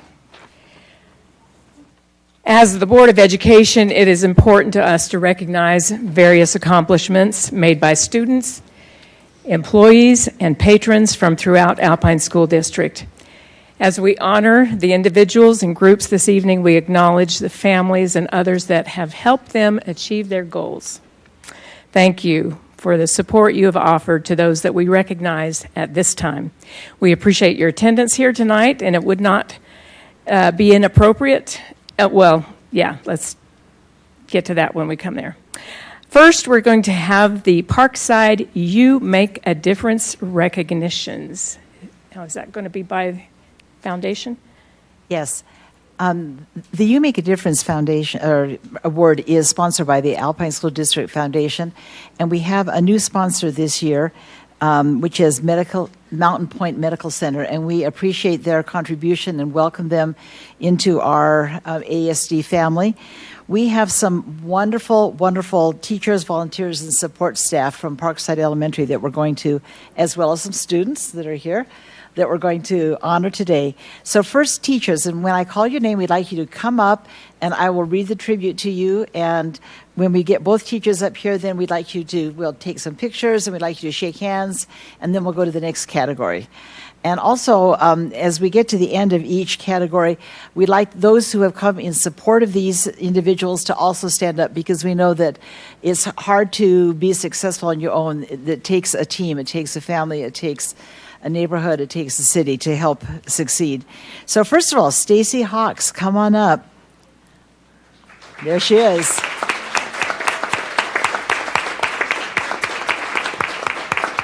Okay. Stacy Hawks is a first grade teacher, and I have a lot of, now stand right in the middle where everyone can see you. I have a lot of respect for first grade teachers. She spent, yes.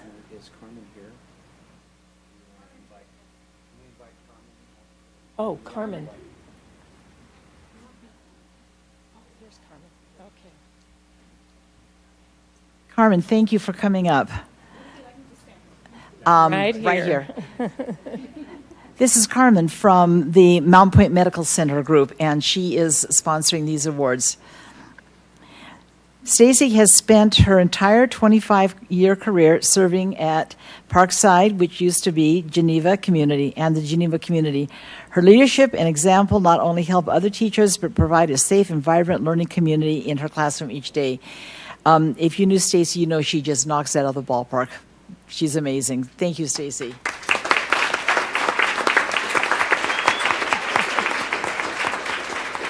Stay put. Stay put. Angie Cowan, come up, please. There she is.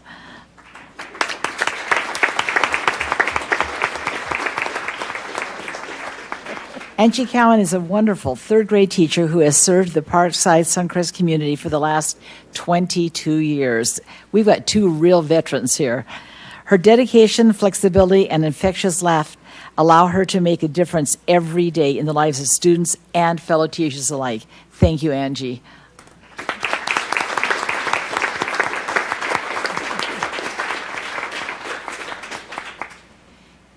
Okay, now I think it's time for pictures. Yes? Oh, we're going to do all six before. Oh, okay. All right. Okay, we're now going to move on to the volunteers from Parkside Elementary. First, well, let's have them both come up. PJ Eager and Michelle Garner. Would you come up, please?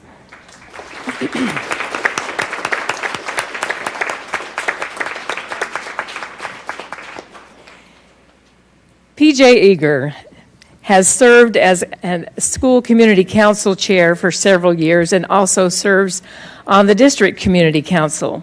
She is a huge advocate for Parkside and for all public schools. Thank you, PJ.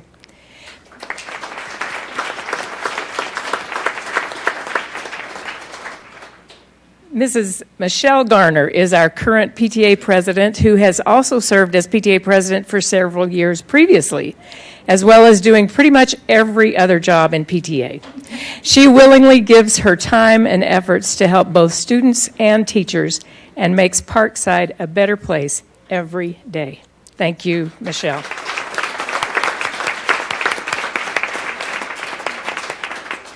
Okay, now let's get two of our outstanding support staff, Annalie Nelson and Sandra Farnsworth, if you'll come up. Oh, are they not here? Oh, shoot.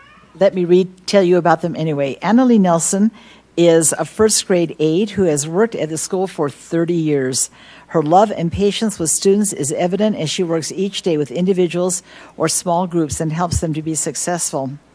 Sandra Farnsworth is a special ed paraeducator who is absolutely amazing with kids. She is incredibly innovative and is constantly in motion, pushing and stretching students to reach their IEP goals and beyond. She celebrates students when they succeed and helps them realize they are so capable. Thank you.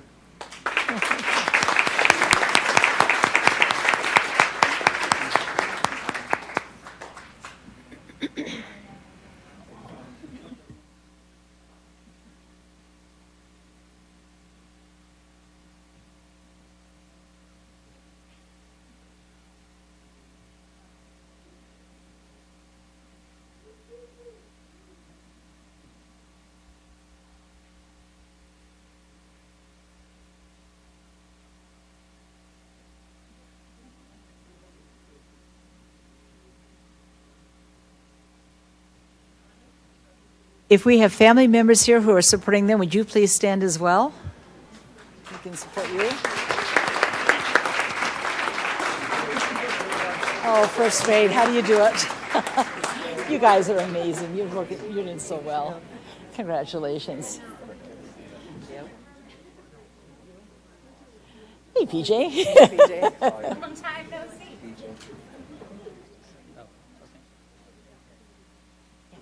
We'd like to give you a minute afterwards to talk about your award. Okay, good. At this time, we'd like to give Carmen Zapata a few moments to talk to the board.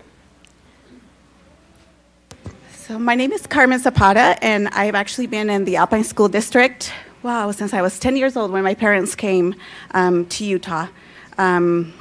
This week has been a little bit difficult for me as we actually lost one of our great teachers and pillars of the community, Jay Allen.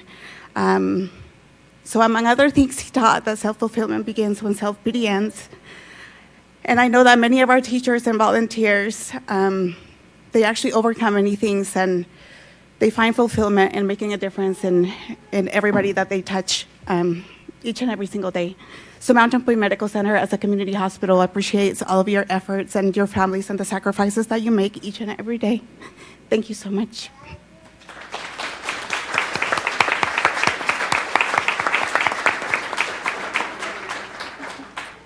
Thank you, Carmen. We appreciate so much your involvement and your participation, your willingness to be a part of supporting the children in Alpine School District. Thank you. At this time, we'd like to turn the time over to Principal John Shelton to present the student awards.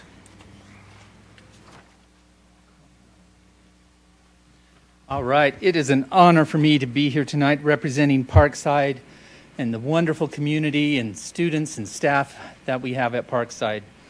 Our students that are being recognized tonight are just a sampling of the excellent students that we have, and I'm so grateful that those that were able to be here and for their families being here tonight as well. When we were deciding who to recognize tonight,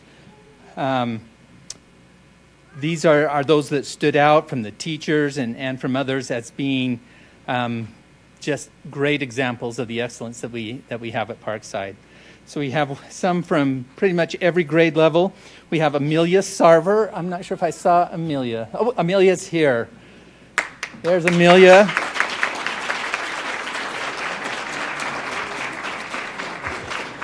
Amelia is one of our wonderful first grade students, and Amelia's smile just brightens up every day when you see her. She's an amazing reader and was actually the very first one this year to pass off her book and read it to the principal. We have all our first graders pass off their book to the principal, and she was the very first one. Good job, Amelia.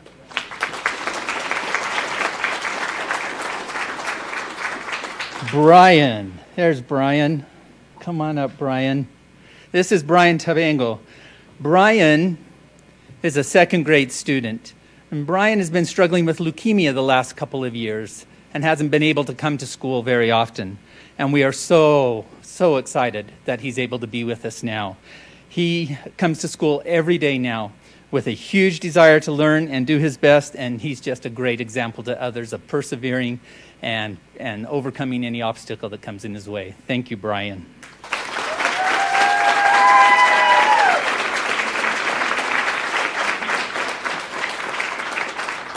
Next, we have Noemi Flores. There she is, right up there in front. Noemi is from third grade. Noemi stands out, and this is from her teacher, because she is extremely kind and courteous to all her classmates, teachers, and other adults. She's a great example of what it means to be a Parkside Panther, and we're so happy that she's part of our school. Thank you, Noemi.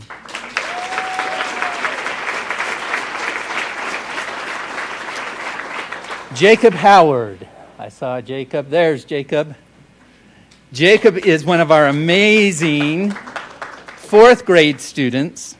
He always tries his best. His desire and determination to do what is right and be respectful helps make Parkside a better place every single day. And I just love seeing him in the hallways, talking with Jacob every day. He just makes my day better. So thank you, Jacob.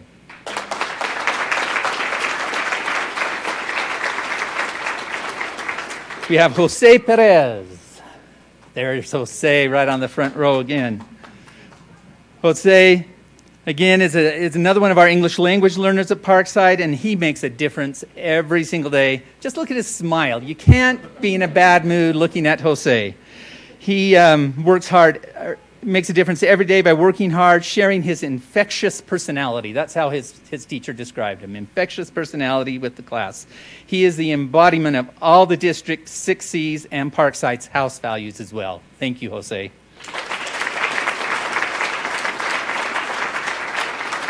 Then we have 2 6th grade students to recognize. Lupita Rojas is here. There's Lupita.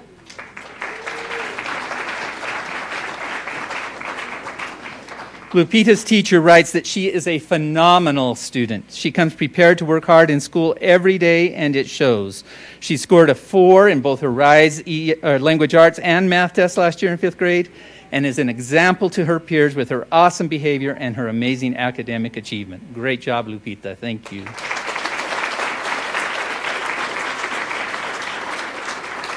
And then finally, we have Liam O'Neill. Right there on the front, there's Liam. Liam's teacher writes that he is one of the hardest working students that she knows. He will do anything he can to help his teacher and classmates. He is always willing to participate in class, has great ideas to share. At the beginning of this year, he was voted in by his peers to be in student council and then appointed to be the student council president for Parkside.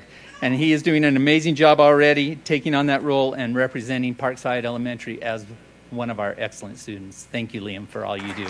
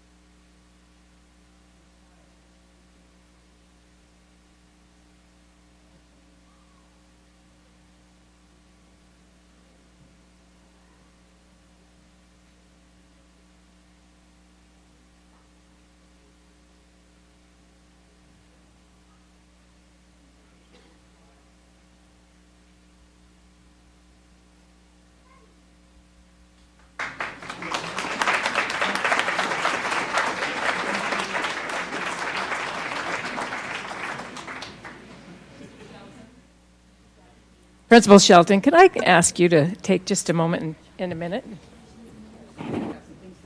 All right, very good.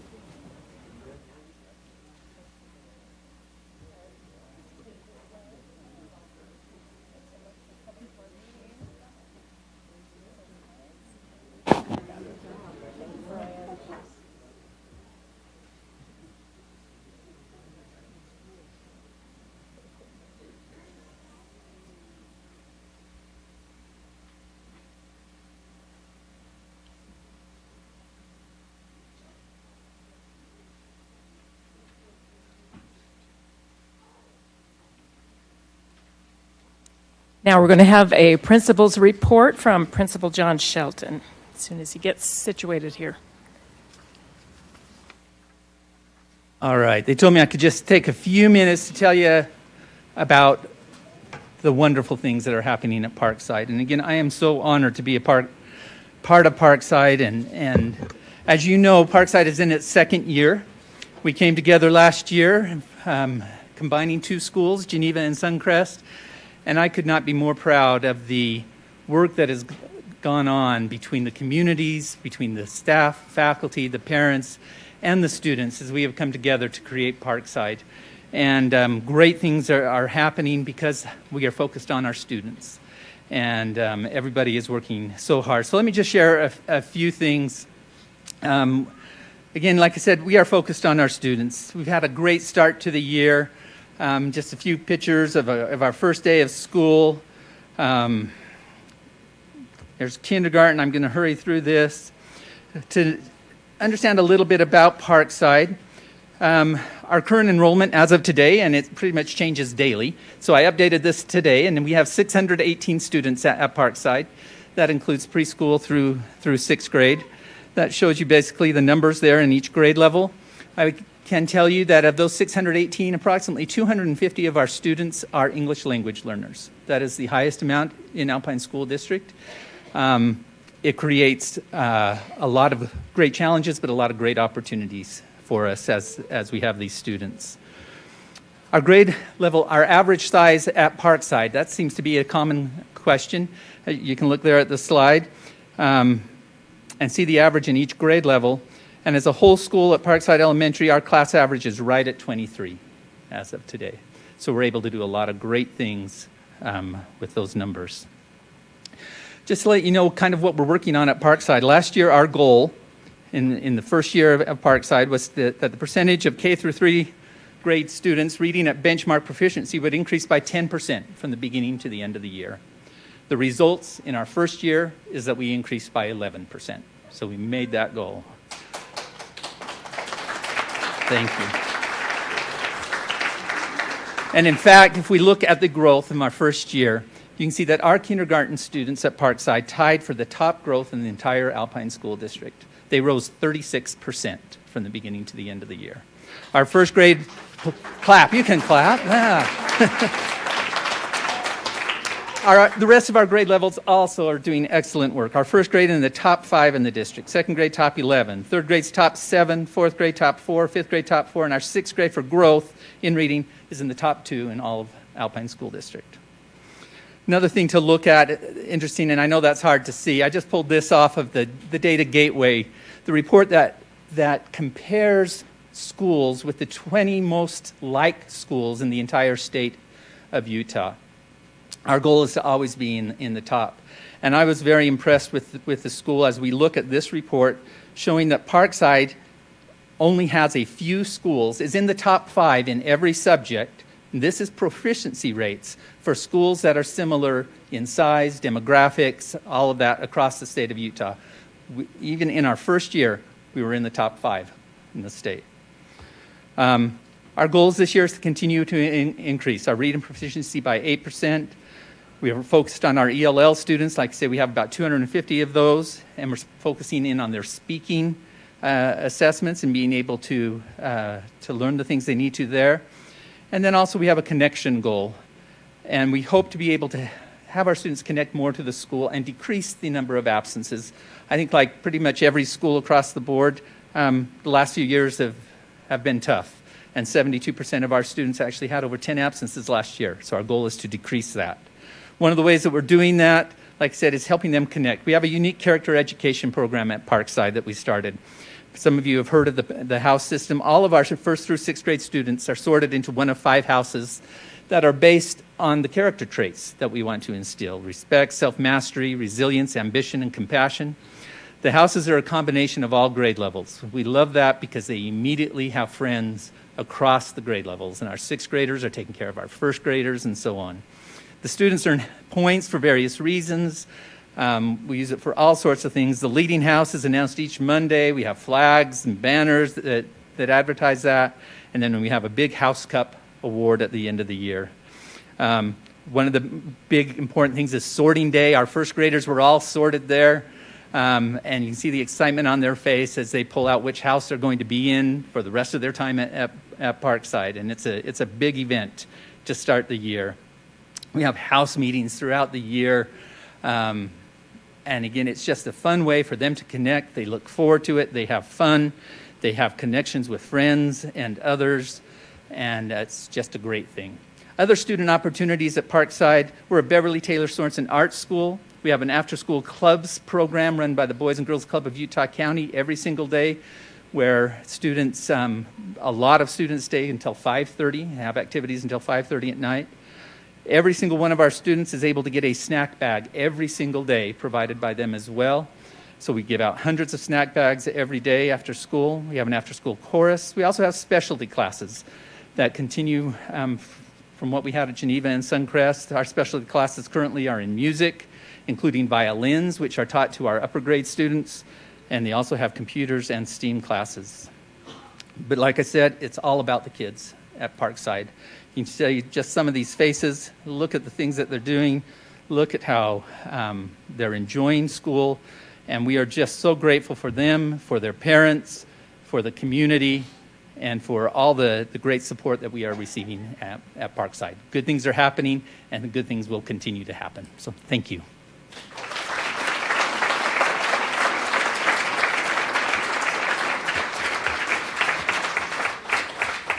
Thank you, Principal Shelton. As one who has been in your SCCs and seen you rally your community to support your kids and your team, I just congratulate you on all that you've accomplished. And I invited Board Member Hackett to help me today because we both claim you. She doesn't want to give you up because she represented Geneva for so long, and as I represented Suncrest, and so we both are going to claim you tonight. Thank you. I'll take it. Thank you. Thank you.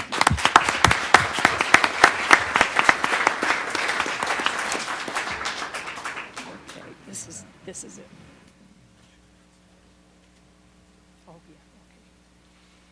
At this point, those of you that came to support your children who are receiving awards, you're welcome to stay, or you're welcome to leave if you have other things that you're getting onto tonight that would not be inappropriate. Thank you so much for being here to support your child. I think we forgot to have them stand up, so now we're going to recognize you.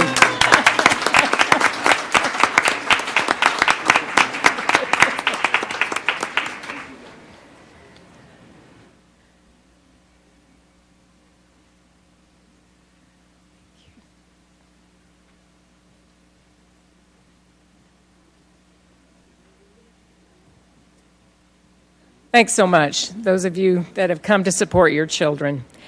It's now time for public comment. Patrons who wish to address the board have been asked to sign up prior to the meeting. And this opportunity tonight is reserved for patrons living within the Alpine School District boundaries. Individuals who are living outside Alpine School District are invited to submit written comments to the Board of Education. Tonight, there's time on the agenda. We've allowed for 30 minutes for public comment. And so we have about that many who have signed up. All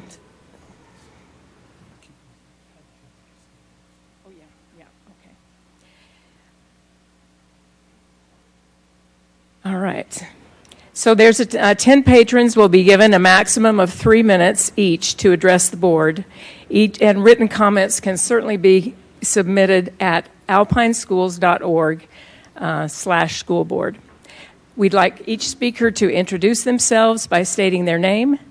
As you will notice, we will not engage in a discussion during public comment, but if you would like to arrange to meet with someone, a staff member afterwards, that would be appropriate.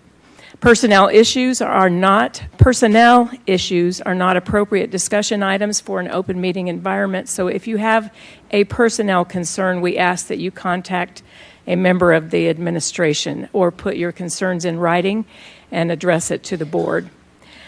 The Alpine School District is a legislative body, and as such, it functions under the same operational rules as other similar bodies, such as the state legislature. Public input during its formal meetings is to assist the board in ascertaining public attitudes and interests. It is not a forum for open discussion or debate between the board and patrons. With those notes about public comment, I'd like to turn some time over to the superintendent. Thank you, Board Member Wilson. I just wanted to make the public aware. We have received several comments regarding House Bill 374 and our policy 6161 that addresses that. And I just wanted to share some general information about that and how we are proceeding with that. If I were to summarize two guiding principles that have guided the staff and the Board of Education in drafting policies and procedures to make sure that sensitive materials are addressed appropriately, the first would be our desire to support our patrons and our students in having access to appropriate materials as deemed by the values of the families that we support and represent. In alignment with that, we are committed to adhering to state statute and federal statutes with respect to free speech laws. As we have worked on our policy, we have been in regular communication with legal counsel, our own legal counsel, external counsel, as well as the Attorney General's office and the State Board of Education. The Board of Education reviewed and adopted a policy at our last board meeting that we are going to work on and learn by doing, with the desire to come back this evening and make any amendments that we need to that policy. During that time, we have reviewed material that we determined over a summer procurement review that required or would necessitate, we recommended additional review. Some of that material has already been reviewed by committees, and we currently have 23 committees across the district reviewing district procured material to determine if it is appropriate for our students.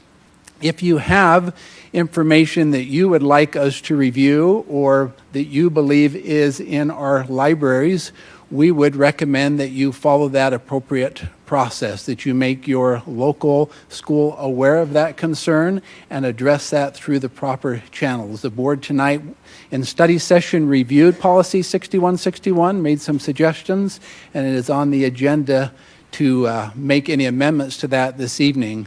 As you share public comments, if you have objectionable material that you wish to share with the board or staff, we would ask that you do that in a handout and not read it publicly just to be respectful of the audience that is in attendance. We are happy to look at that material, to review that material, and to make sure that we address that material through proper channels. Thank you. Thank you. We will now begin public comments with Greg Adams, followed by Joe Johnson. Thank you.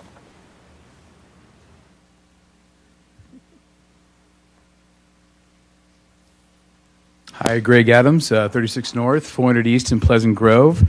I'd like to speak about two things today that concern me as a parent, but should also concern you guys as administrators. First, that'd be SB 244, as well as Policy 6161. SB 244, this piece of legislation was signed by Governor Cox on May 4th of this year. It's one of the biggest leaps forward in indoctrinating our children with harmful dogma. SB 244 has created a non-elected body that the Utah State Board of Education itself is beholden to. New curriculum must pass through this non-elected body before being accepted by the board. Quoting from the law itself, ethnic studies means the interdisciplinary social and historical study of how different populations have experienced and participated in the building of the United States of America, including the study of culture, history, and contributions of Utahns of diverse ethnicities. That's great. Let's describe, and then on line 52, Utahns of diverse ethnicities means individuals who are residents of Utah and are Native American, Alaska Native, Native Hawaiian, Pacific Islander, Hispanic or Latino, Black African American, Asian African American, or from diverse backgrounds and experiences. Line 60 should scare you. According to how this reads, a teacher could have somebody from the KKK, Black Lives Matter, a Queen drag show story hour come into your children's classroom and speak about their ideals and life choices. Although I wouldn't mind the NRA actually coming in and talking about gun safety. Line 62, the state board shall incorporate ethnic studies into core standards for Utah public schools, that is K through 12. Also within the law, it reads the following. The happiness and security of American society relies upon the public virtue of its citizens, which requires a united commitment to a moral social order where self-interests are willingly subordinate to the greater common good.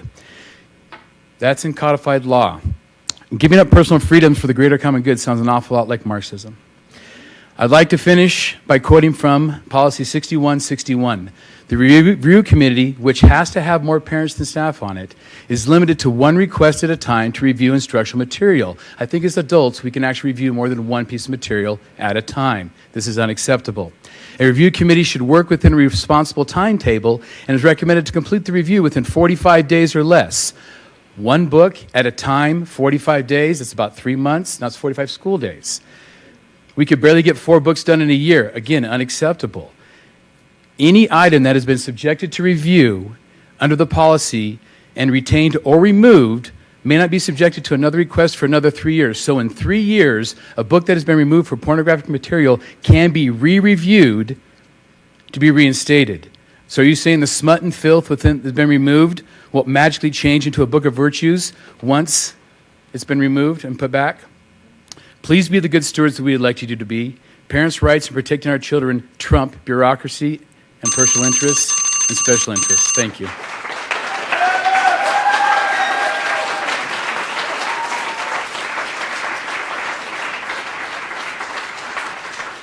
Joe will be followed by Tiffany Barker. I have some handouts for the board. I think one of you need to pass that out for me, right?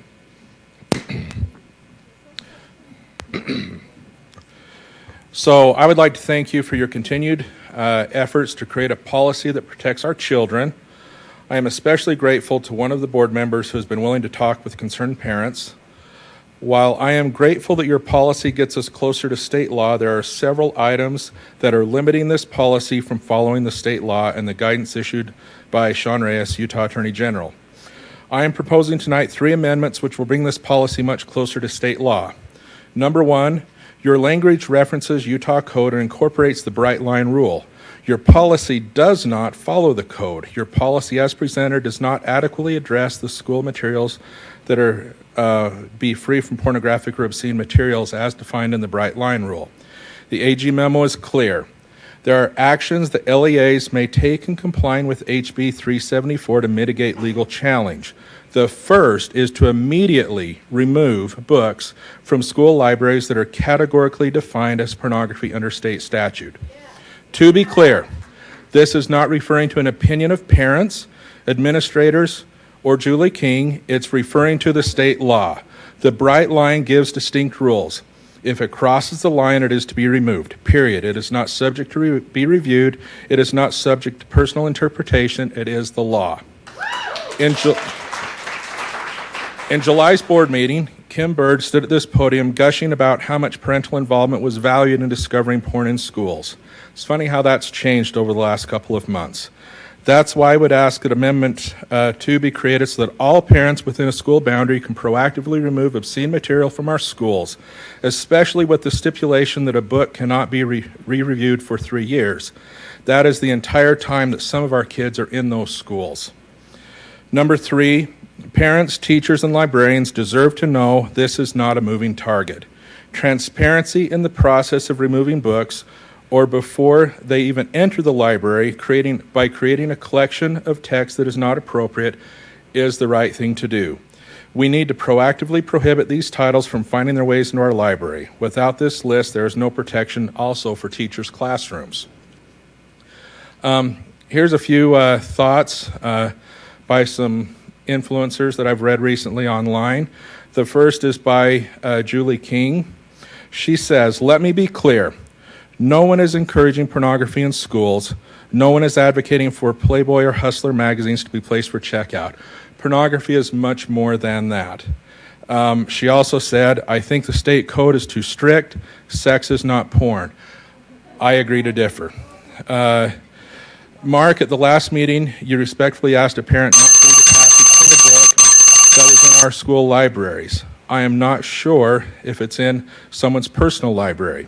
You said the passage would be offensive. You're right, it was offensive. What's offensive to this board is surely offensive to our kids. Please conclude. Okay, thank you.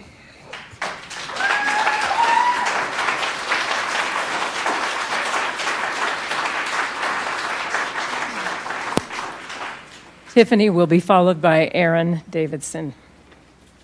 I have been actively involved in my children's school as a chair of the Reflections Committee and PTA for multiple years. I've served as room mother and have spent countless hours volunteering at the school for class parties and almost every other event.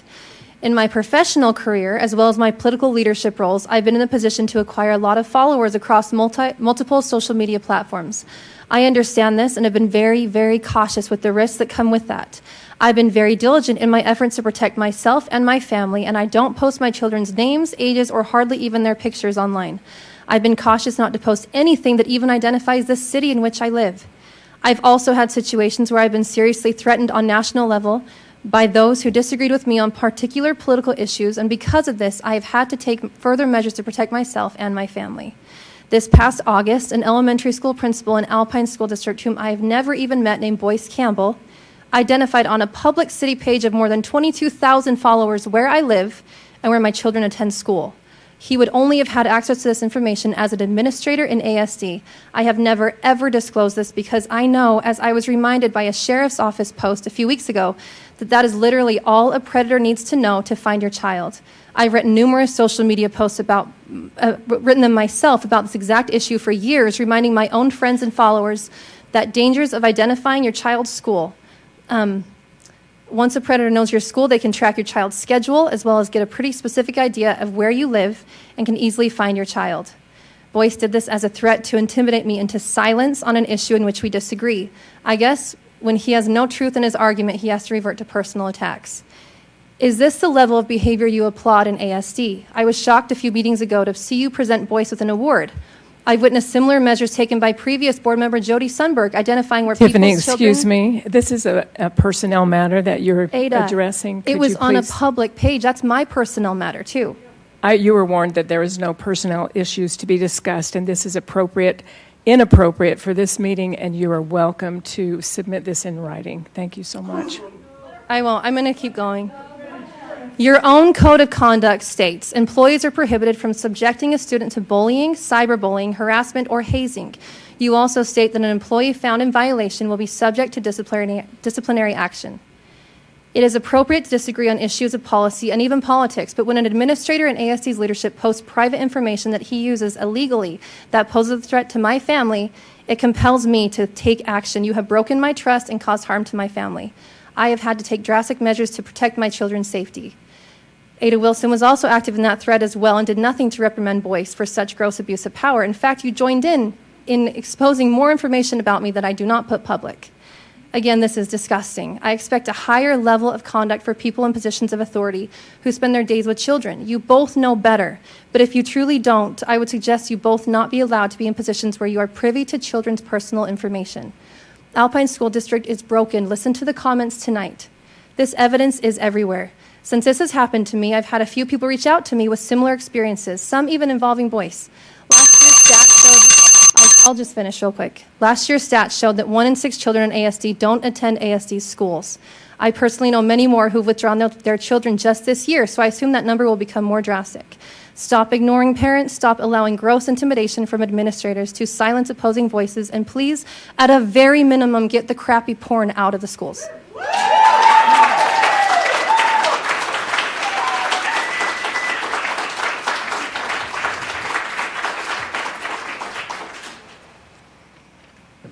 Aaron Davidson from Linden. Thank you, Superintendent Farnsworth, for addressing the policies at the beginning of this meeting.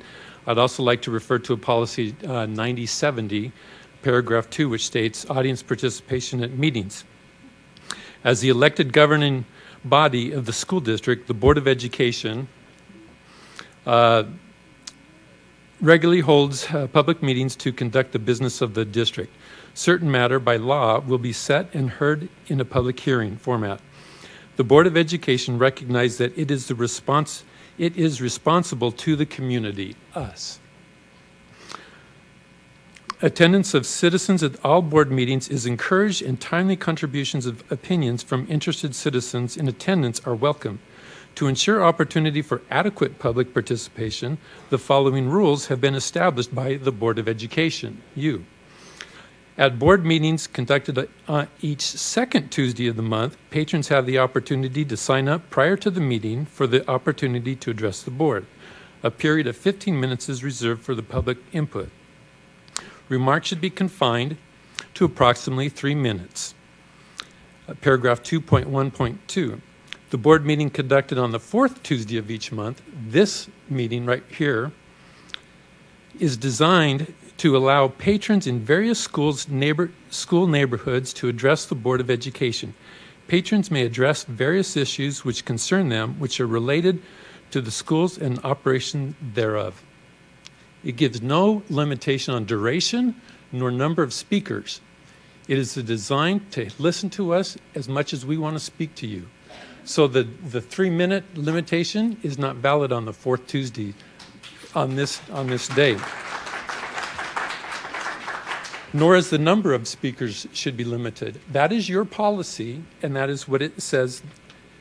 The following rules have been established for the Board of Education. So those that want to speak for a little bit more than 3 minutes should be able to. And I'm going to continue as Cheryl Allred, who has a disability and could not make it here today. So this is her time.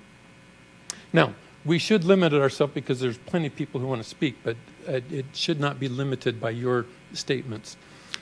I am extremely alarmed with the amount of exposure to pornography in our children's classrooms in Alpine School District. Pornography is described as sexually explicit writings, images, video, or other material whose primary purpose is to cause sexual arousal.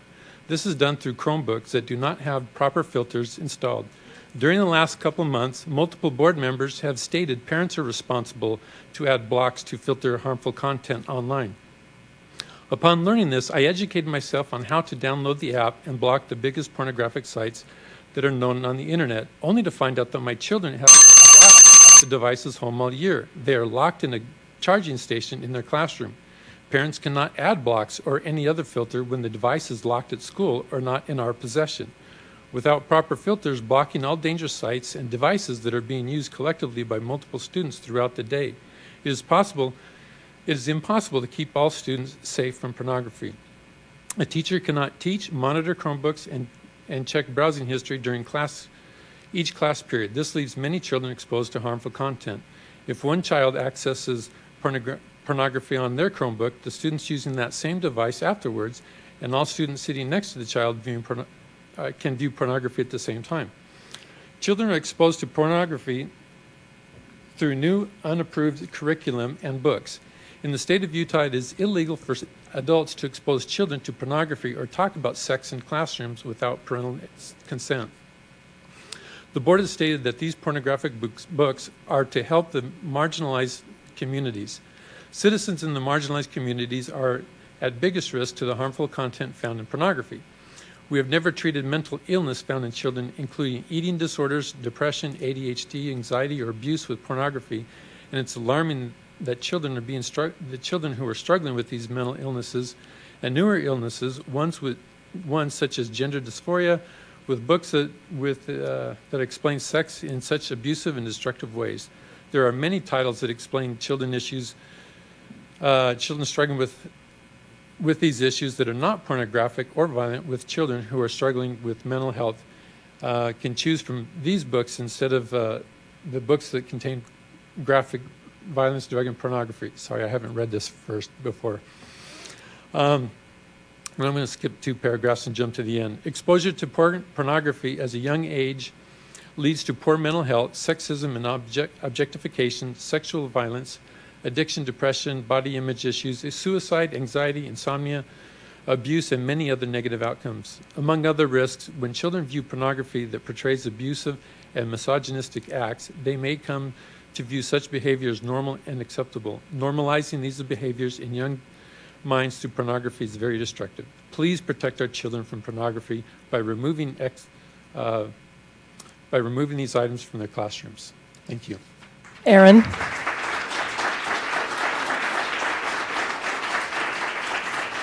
I'm just going to note that we are aware that you have just read a statement that has been emailed to the entire board, so we have that statement in our email responses. Thank you. Our next public comment is Aaron Bullen, followed by Rachel Farnsworth. Aaron of Lehigh, Rachel of Highland. If you don't mind me saying where you live.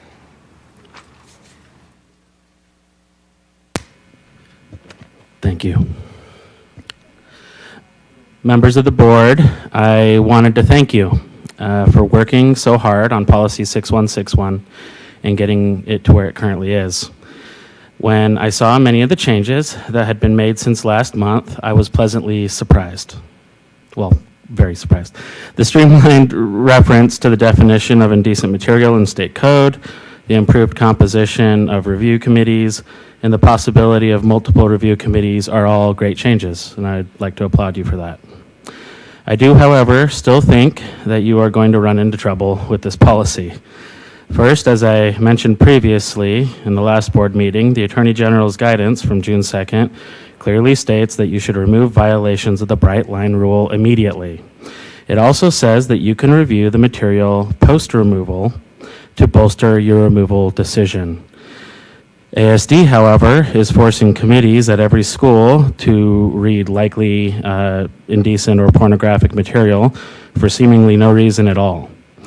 While materials without bright line rule violations can and should be reviewed by committee if challenged, it seems like the only reason to force dozens of review committees to read material that you already know violates state law is to make this process even more slow and arduous. You have not shortened the review timeline in the policy. This is very concerning. While I applaud the district's effort to speed the review of the original list of 52 books, a minimum of an additional 60 books are going to be challenged in the next few weeks. Nowhere close to being out of the woods. Under this policy, the indecent materials will remain in libraries for years, while concerned parents of freshmen in high school watch as their kids graduate after 4 years with the obscenity they challenged still in their school. I would encourage you to reconsider this ill-conceived policy that opens you up to continued legal action and years of continued battles over this issue. You could take the approach of following the law directly and save yourself the thousands of headaches that are going to come your way if we continue with this policy the way it is written. Thank you.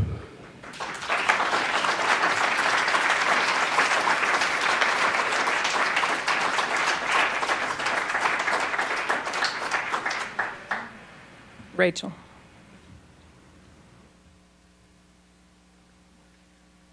My name is Rachel Farnsworth, and I'm the parent of 2 children in the Alpine School District. We've been here for 8 years, and we have 6 more to go. My kids and I are all avid readers, and I am an internationally published author. I'm here today to voice my support for Policy 6161. Numerous founding fathers spoke about the importance of libraries and access to books of all kinds. They are foundations of our democracy. Librarians are our keepers and guardians of knowledge, and they play a crucial role in our society. I understand that the district's policy for library materials are as close to the Library Bill of Rights as is possible under state regulations, and I'm grateful to the board and the administrators for their work on this issue. Concerns about censorships of books were growing in the 1920s and 1930s and were specifically voiced to the National Library Association in 1924, 1929, and 1934. Their position wavered, and they took no stance against the Nazi regime when it ordered books to be burned in 1933.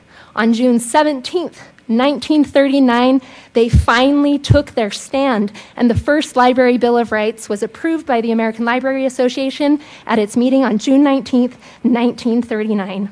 I want to read the first part of that document, which guides libraries in America today, including public school libraries, for those who are unaware of the foundational principles of libraries. Article number 1.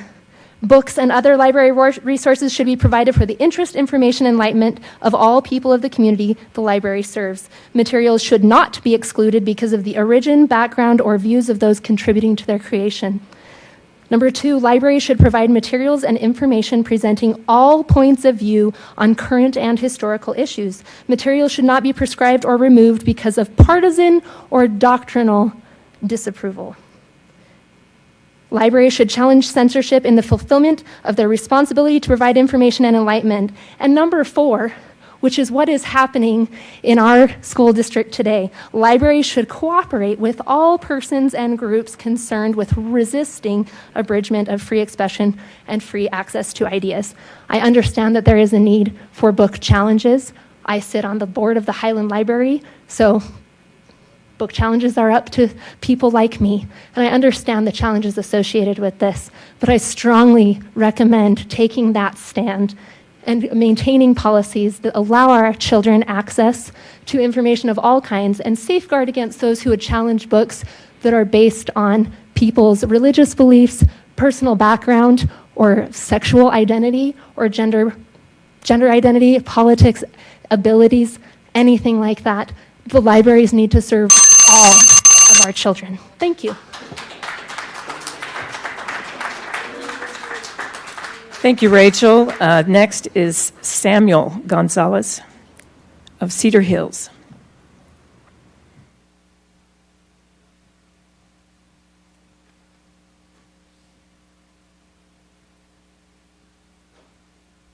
Hello, my name is Samuel Gonzalez, and I live in Cedar Hills, and I'm a current student at Lone Peak High School. I just want to say that I can see where all of you guys are coming from. You are parents, and it is totally reasonable for you to be scared and concerned about the materials that are in our classroom and in our library as a whole. And you just want to protect your children, and there's nothing wrong about that. I just want to make that point clear. But you don't need to protect me. You're not my parent. I'm really sorry. Why? It doesn't make any sense for someone to tell me what I can and cannot do as long as it isn't affecting someone else or harming me. And that's up to me to decide if I'm harming myself. I'm not your child, and I'm frankly getting ready to move out into the world, and I will soon be an adult. So it doesn't make sense to shield me from materials that I can access anyway and make it harder for other people to get them. Hiding and protecting your children doesn't mean that they will never face it later. And from the LGBT community to racism, to sex, to death, to poverty, to pornography, to whatever, does not disappear when it is not talked about. It still exists in the world. If we never talked about racism, that doesn't mean racism will go away. It doesn't just vanish into smoke. You can't shield your child forever. And I'm not telling you how to parent your children because I'm not your children's parent, and that's not my job. But I am telling you not to parent in fear of learning and education and just exploring yourself. There was a fine gentleman earlier who said that this is against the law, and I just want to point out that it was also legal for black people to sit in the front of a bus like 50 years ago. the law doesn't have to be moral or just or fair, and just because it's the law doesn't mean it's good. And just because it makes you uncomfortable doesn't necessarily mean it's bad. The Holocaust makes me uncomfortable. Reading about someone choking to death on cyanide gas is uncomfortable to me, but that doesn't mean I support the banning of books that talk about the Holocaust. And there's a difference between sexual activity and the Holocaust, because the Holocaust is history and sexual activity isn't. But there's also books about like Pokemon and Minecraft, and should we ban those because there isn't really any worth? No. Reading is for entertainment, not necessarily learning. And also, one of the most harmful things about pornography, there are many things, but it's the addiction that comes from it, and the ability to not be able to think clearly about anything else except for pornography. But do you think a high schooler is going to reread a book that has a single paragraph of pornographic content when they are overloaded with homework, overburdened with work and responsibilities? No. No, they are not. Guys. Like, no one's selling a book for $5 because it has a single pornographic scene. There's not like some shady street deal going on in our schools or in our libraries. And if there was, there's nothing really wrong with that. Thank you, Sam. Can you conclude? Yes. All in all, it doesn't make any sense because high school is one of the most critical time for the development of a person to become a responsible and educated adult for the betterment of our community. Thank you. Thank you, Sam. We'll next hear from Abigail Hawkins of Cedar Hills.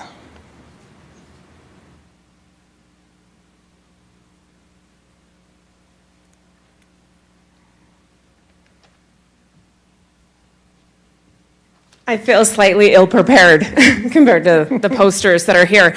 My name's Abby Hawkins, and I live in Cedar Hills, and Samuel is one of my 4 children that have all attended Alpine School District. I have 3 juniors right now. I have a PhD in instructional psychology and technology, and I work and volunteer in our community. In fact, Amber Bonham, your son has been on my Lone Peak mountain biking team for the last 3 years. Isaac, he's lovely. Well done. I'm here to talk about 6161. First of all, I'm grateful for the library.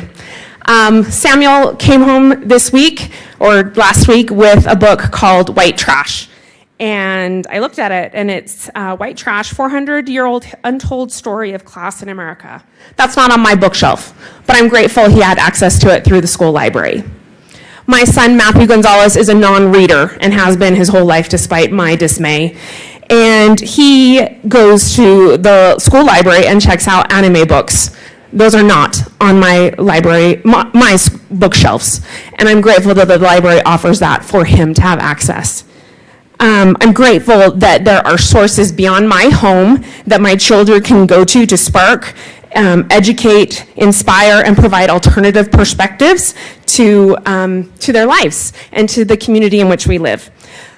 A couple concerns I have with 6161 in its paragraph 5.4. An item may not be removed because disagreement with the item's content related to politics, religion, nationalism, or other matters of opinion. Matters of opinion, what some may see as inappropriate, others do not, and see as fine. I want my children to be able to read what others may not want their children to read. I respect their right. Their children don't have to check out these books, but respect mine as well if I want my children to have that right to check out books.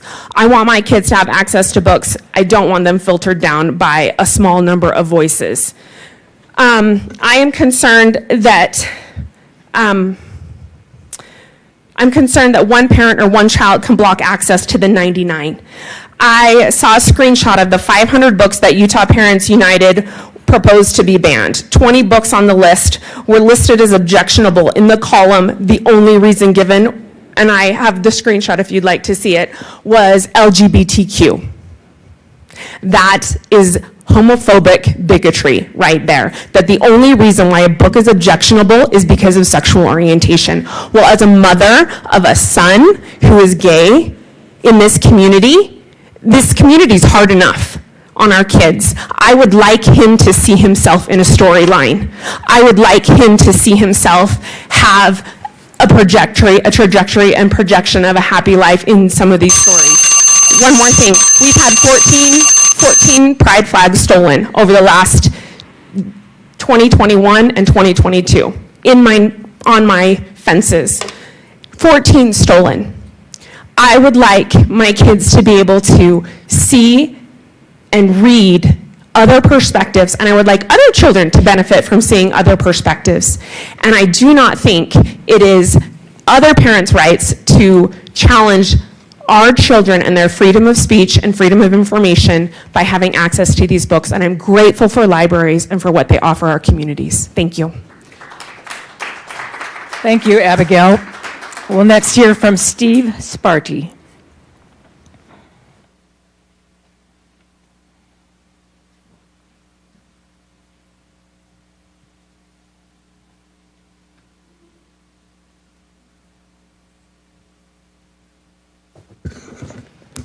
I've decided not to direct my comments to the board because they have all the information that they need and they have all of the content that you now have. And so I just wanted to review a couple things. The letters that you have, if you have this letter, this was a letter that was sent to the Utah State School Board, details the direction from the Attorney General on what they should do with regards to HB 374 and details some of the issues that the old policy had that were not addressed sufficiently. And so I don't think that the new policy that came out last night is materially different from the old policy, and it still creates massive problems for the removal of material. If you received this handout, this is a list of the books that we are specifically talking about and the content in those books. It lists the page number, it lists the content. We're not allowed to talk about that in the meeting, so I did the next best thing and printed it all out so I could hand it to all of you so that you know what we're talking about. We are specifically not talking about LGBTQ authors. We are not talking about removing that material. We are not talking about Black experiences and Black authors. We are specifically talking about sexually explicit content, graphic content. So we have been accused of being Nazis, but I would just like to point out that reverse cowgirl is not an alternate position or an alternate point of view. I am making an impassioned plea to parents. This is about protecting our children. As parents, we have been charged with the protection of our children. We protect them through the content that we allow them on their phones. We protect them with the content that we allow them to see on TV. And some parents take that more seriously than others. I've used this example before, but if there was a pornographic magazine in the school library and we notified the school district, there would be immediate action taken to remove that type of material from the library. It would not stay in there with a committee being created saying that it was being a different point of view that was being presented. Sexually explicit material is a threat to our children. It is a stimulant and it is a drug. As parents, we are in charge of our minors, and there are many things that as parents we keep away from our children. We don't allow them to use drugs, alcohol, cigarettes, access pornography, because as adults we know that it's harmful. I'm not really sure if you received this material, if you read this, you know the content that we're talking about. You know that we're talking about sexually explicit content. And when we asked that this content be removed, we were told that committees needed to be created to verify that it really was sexually explicit. You all have the content. This is the content that they've had for months. They know what it is. We've detailed it out by page, by paragraph, by book. You can read the content. If you'd like to see it, come contact me after the meeting. Thank you.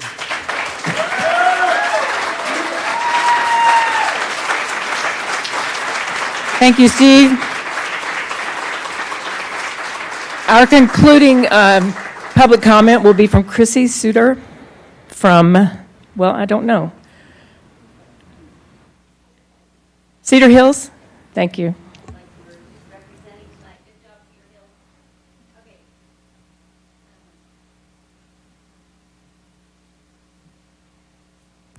I didn't write a comment because I just wanted to talk from my personal experience as a mother. I have 4 children, and from a senior in high school to a 3rd grader. And when I heard that there was this ban of the books thing going on, I was like, oh, that's ridiculous. What are these people doing? We don't need to ban books because of racism or other things. I just ignored it for the last year or 2, however long this has been going on. And over the weekend, I got a notice this meeting was happening, so I decided to actually look at the material that was being challenged. And I was horribly offended. I mean, I'm an adult woman, I've had 4 kids, and I have never read anything like these sentences and paragraphs that are in these books. I was seriously in shock, and I could not believe that these are available to our children. Now, these books have nothing to do with LGBTQ or anything like that. This is sexually explicit material that children should not be able to have in their schools. This is material that an adult shouldn't have access to, in my opinion, but if they want to, they can go to a public library and get it. A child can go to a public library and get it if their parents want them to, but when my 3rd grader has to go into the library each week on a Wednesday and check out 2 books, it's required. Go in the library, check out 2 books. I do not want her to flip open a graphic novel and see a rape. And I saw the pictures of it, and it is allowed in the schools, and I don't want her to see that. That is not appropriate for a child to walk into a school library and open up a book and see those pictures. So I would suggest, like the other man presented, if there was a pornographic magazine in the school, they would immediately remove it, and that is how we should be treating this material. This is not up for debate. This is not opinion. This is sexually explicit material. It is not LGBTQ, it's not anything like that. It is anything that has to do with sexually explicit material. So I challenge you guys to please look over the material and remove anything that is pornographic. It is the law. It is in the Utah state law to remove it immediately. So that would be my plea to you. And then on a whole other note, I have a daughter in high school. Her teacher is asking that all of the honors English students read Speak. This book is about rape and a student's experience of rape. I know there are many different opinions on this. My concern is that teachers are allowed to choose what they would like their students to read and discuss in a class.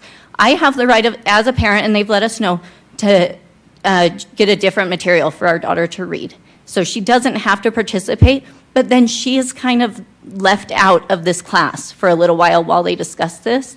And that I really don't see the educational purpose behind this, and I feel like there should be a better standard across the board of what teachers can and cannot choose instead of just opinions. Like, oh, well, I think this is a good book, so I'm going to allow it in my classroom. And I would just like a better standard across the board for teachers and the librarians. And I'm going to say this last point.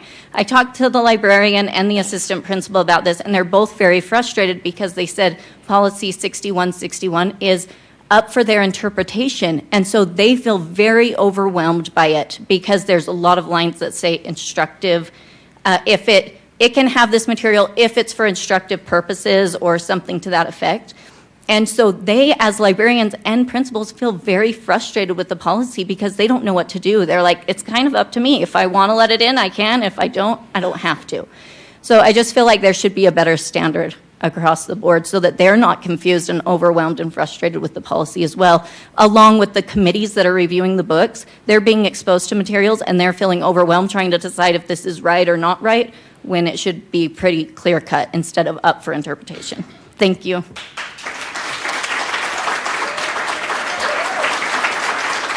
Thank you very much, Chrissy. I'm sorry. I've been informed that Wendy Hart wanted to also address us from Alpine. Is that correct? Highland? I'm sorry. I just saw the note. Hi, thank you, board members. I will try to be really fast. I wanted to capitalize on something that Superintendent Farnsworth said, where he talked about the values of our families. And one of the things that I think would be very helpful in dealing with all of these issues is if we, we always talk about, we care about kids and we're focused on kids and kids learning, and that's all good. But let's focus on the families and building those family relationships. And so if there are books, if there are materials that educators, that librarians, that administrators see that they think, well, this might be helpful for a child, but it might be controversial, bring the parent along. Julie King has said for years, you may have a master's in education, I have a PhD in my child. Bring me along to this discussion.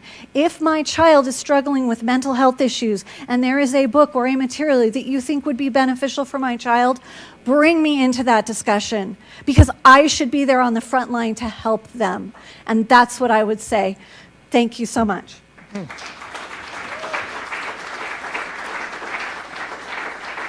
Wendy, thank you. Just thank you all for being here, for being involved, and for being willing to participate in our meeting tonight. We want to summarize the comments that have been made. She does not reside in the Alpine School District.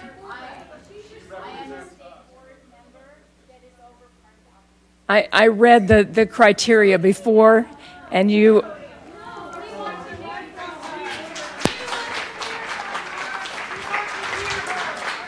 My name is Natalie Klein. Well, I am an elected member of the May I Utah just State say that Board. you are speaking against the rules that I read before? I am a member. I am a member of the State Board of Education, and my constituents live in this district, and I'm here to represent them.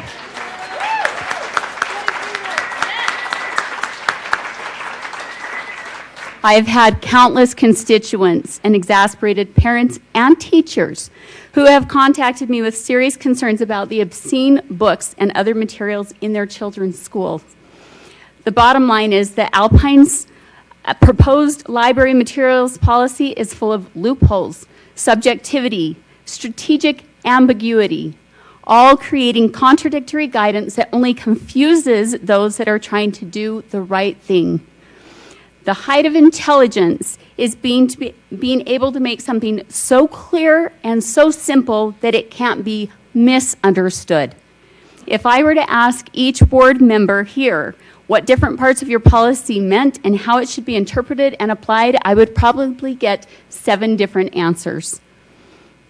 The proposed policy ignores clear aspects of the law while elevating academic inquiry and an agenda of inclusivity above the law, and allowing pornographic content to remain in the school in violation of the law. Case in point, Alpine claimed that pornographic books had been removed from the classrooms, and yet a substitute teacher found multiple books in a teacher's private classroom library, books that violate the provisions of HB 374, which prohibits pornographic or obscene content in all school settings. Many of these books are championed by organizations like the UEA, the ACLU, the American Library Association, and other woke activists who claim that these books are somehow necessary in order for kids to, quote, see themselves. After alerting the board of the violation, the substitute teacher was subsequently blacklisted from subbing in Alpine. Alpine School District is making teachers and parents who want to follow the law pay a high price for doing so. It is not right that a whistleblower on porn in schools should be retaliated against. It is also not right that you limit the number of book challenges. Every book or material that is pornographic, according to the law, must be removed on the grounds that it has no serious value for minors, period. This is the new standard, according to HB 374, for judging what is acceptable in our schools. The taken as a whole standard is secondary to the primary imperative to remove materials that on their face are clear and obvious violations of or examples of pornography as defined in State Code 7610-1235 and 7610-1227. And I want to make the point that there is no such thing as age appropriate when it comes to pornography. Pornography should never be allowed in the school setting, even on a restricted basis.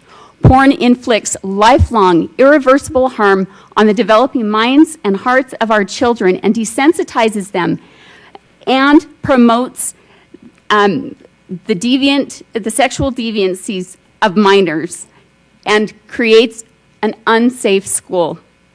It is the very last thing that should be tolerated in any degree, especially in educational environments. It is the opposite of education. It is degradation. As adults, we must not be complicit in the destruction of our youth. Thank you.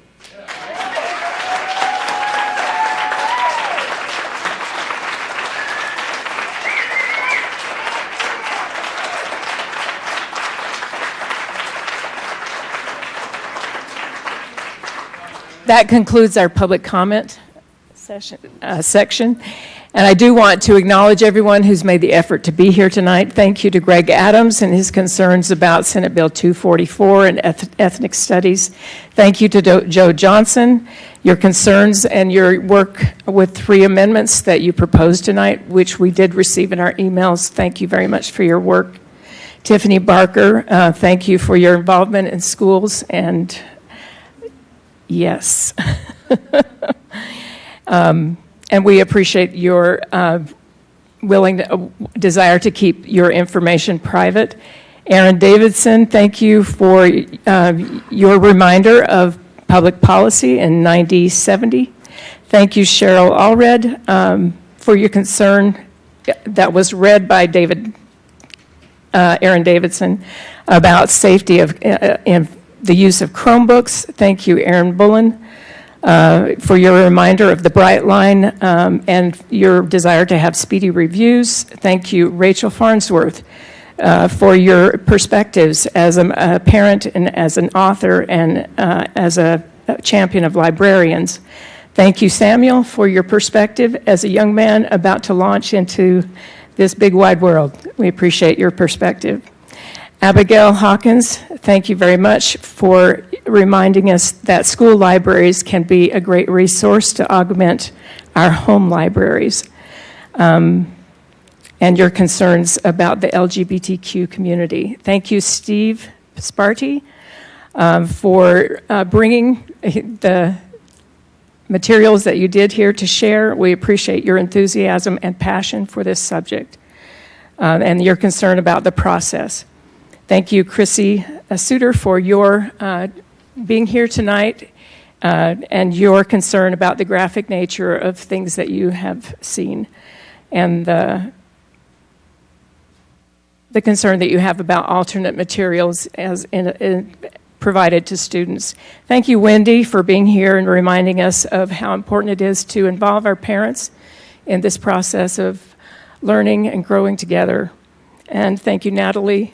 I apologize. I didn't consider that you also represent students that live in Alpine School District, and I should have done that. I'm sorry. For your passion on this subject, and appreciate your being here with us tonight. Thank you.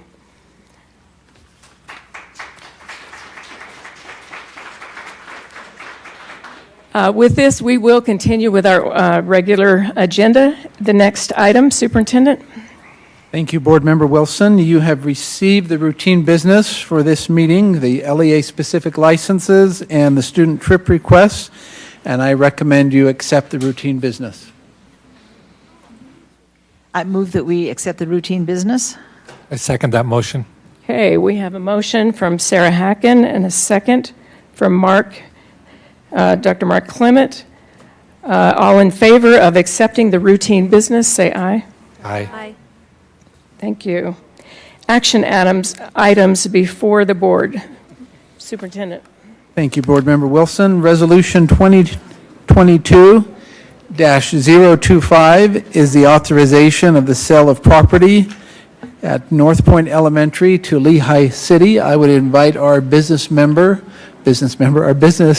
administrator, Rob Smith, to give just a brief description of that property. Thank you, Superintendent. I was wondering if my mic was not on or it was turned down. So I apologize. I will speak directly into the mic and a little louder. This is a parcel, it's a remnant parcel. The city of Lehigh purchased a piece of acreage across the street from North Point, 2300 West, North Point on the west. This little remnant parcel is on the east. When the city purchased a fire station or a parcel for a fire station, there was a small sliver remaining. This is that sliver. There was a purchase agreement signed many months ago, about 2 years ago. The board declared it excess, and that deal fell through.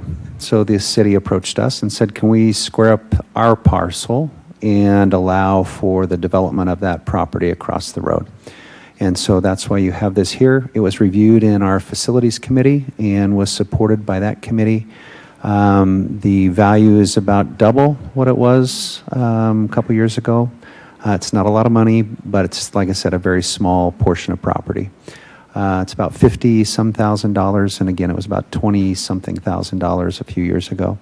My recommendation is we sell it to Lehigh City and allow them to move forward with whatever action they feel is best for the city.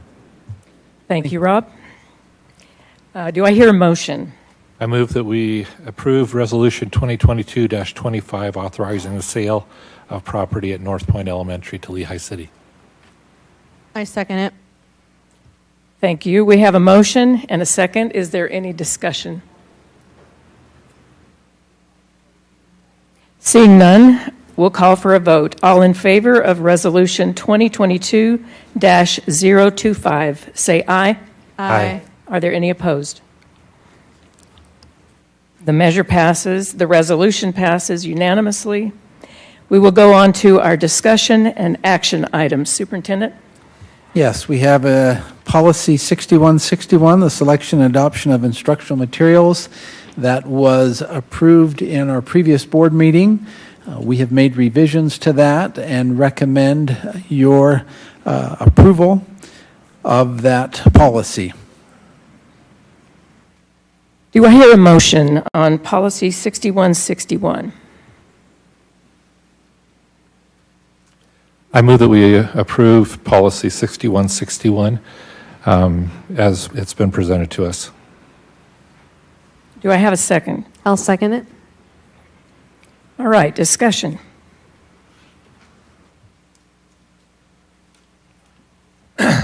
I would just like to thank everybody who has worked on this policy, and I would like to let the public that are here know that we have thought carefully. We've had a month to have some of these committees at schools work on it. We've taken their feedback on things that worked and things that didn't, and I feel like we've tried to address most of the concerns that we've heard, and so I appreciate that. I think there is a lot of work yet to do. I am guessing that we will, as we roll this out to broader, more of these committees working on this, that we'll get some additional feedback, and we'll want to revise this as we move forward. But I feel like this is a great starting place, and it allows us to conform with the law and hopefully to respect parents and all those others that are concerned with books and libraries. I'm just going to ask Craig, did you want to present on this item? Are you prepared to present? Would you please be available for questions? I am available for questions. As we discussed. Sarah? Yeah, I can relate to some of the things that were said this evening by our public. We've been going through this policy, and I can see that there are definitely some things that I have read on my own that are, they're horrifying. And I agree that we shouldn't have these things in our school. And I struggled with this because I fought quite a bit, and my policy team knows that I was going back and forth of with so many things. Now here we are, version 8, I think, 6 draft of this policy. It's been an arduous journey, and there have been many eyes on it. It's gone through a lot of drafts, and I didn't get everything that I wanted put into this policy. But I can honestly say it's probably a fair compromise, and I think we are addressing concerns from parents while allowing feedback from our librarians who are concerned and our teachers who are concerned, and those that were concerned about the First Amendment, which I can also empathize with. And so I feel that we're accomplishing something great in the sense that we have been working together as leadership, as a DLT, as teachers, as a board, as parents, as librarians, and all this input was welcomed. And I can honestly say in my position, I have tried to listen to every single point of view and try to figure that out. I think the most difficult part about being on a school board is being to have the ability to balance and appreciate 2 points of view, and being able to come together and compromise. And I know that's like a swear word. No one likes to hear the word compromise, but I think it's crucial, and you should expect that from your elected officials, to be able to look at things and from a lens of logic and reasonability and to make those decisions. I do want to point out that one thing that I thought was good with this policy is the procurement policy, which is going to be an important part of this policy from this point forward. And that we have the opportunity now to let our librarians, and when I speak to the district librarian, and she's pretty positive about this policy. And what's interesting, and as a note to our public, because they may not be aware, is that this is the policy, this is the procedure. As a board, we approve the policy, but the procedures can always change. And it's not laminated. And that's, I know we heard some frustration tonight on some procedures, and those things can be changed or amended as needed to be. I also wanted to point out that, and maybe you can address this a little bit, Craig, of the messaging that we're getting back on the legality side of this from the AG's office and what they are saying. Yeah, so just to clarify, I have been in contact with them. They've been in contact with us. They have been supportive of what this draft is. They believe that it meets what the requirements of the law are. And so they, in working with them and talking with them, they were supportive of this current draft. And the last thing I want to say before I give my fellow board members more time, I know that we had the discussion in study session. I thought it was a great discussion. Julie brought up some good points. And Julie, as I was looking through on that page 1, when you were kind of concerned there with all employees of the district must adhere to this policy and are subject to the employee code of conduct in the instance of any violation, as I was thinking about some of the things that you had mentioned on that, I thought, this policy will be different than any other policy that's online. I think this one will probably be the one that will, at least for a little while, because it's such a hot topic, people will be going to. And this line isn't, well, I mean, I know it's for employees, but I think it's mainly for parents having a reassurance to the fidelity of the policy and building trust with our public. And I don't think that part of it and when it comes to our teachers, I don't think it's a surprise to them that they're supposed to adhere to a policy. That's why I want to leave it as is. I respect that you had that opinion, which I thought was a great thought, but that's just where I sit, is that I would like to pass this policy as it is written. Okay, so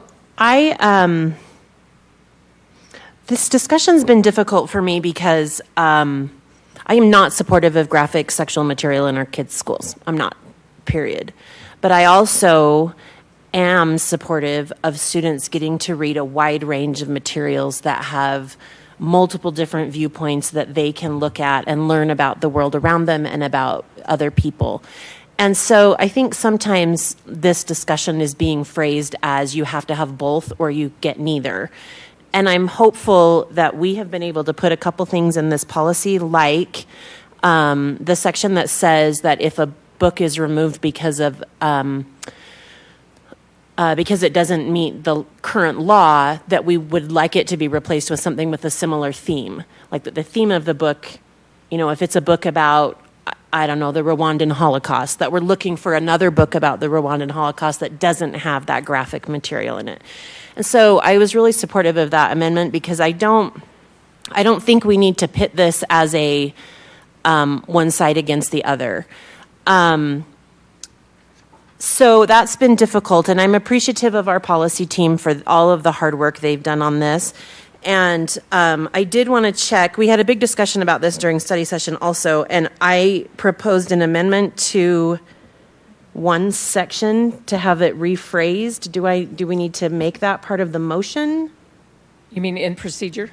No, that was part of policy where it says, yes, it's on page 3, and I have no idea what bullet point it is now because they've all changed so many times, but it starts with the word restricted in quotes. Yes. My concern with that was the phrasing there. It looks like it's been edited a couple times, and the way it reads now, it doesn't make sense. So I believe what you guys would have to do the motions, but I believe that the idea was that we would motion for the changes that were discussed in that prior meeting.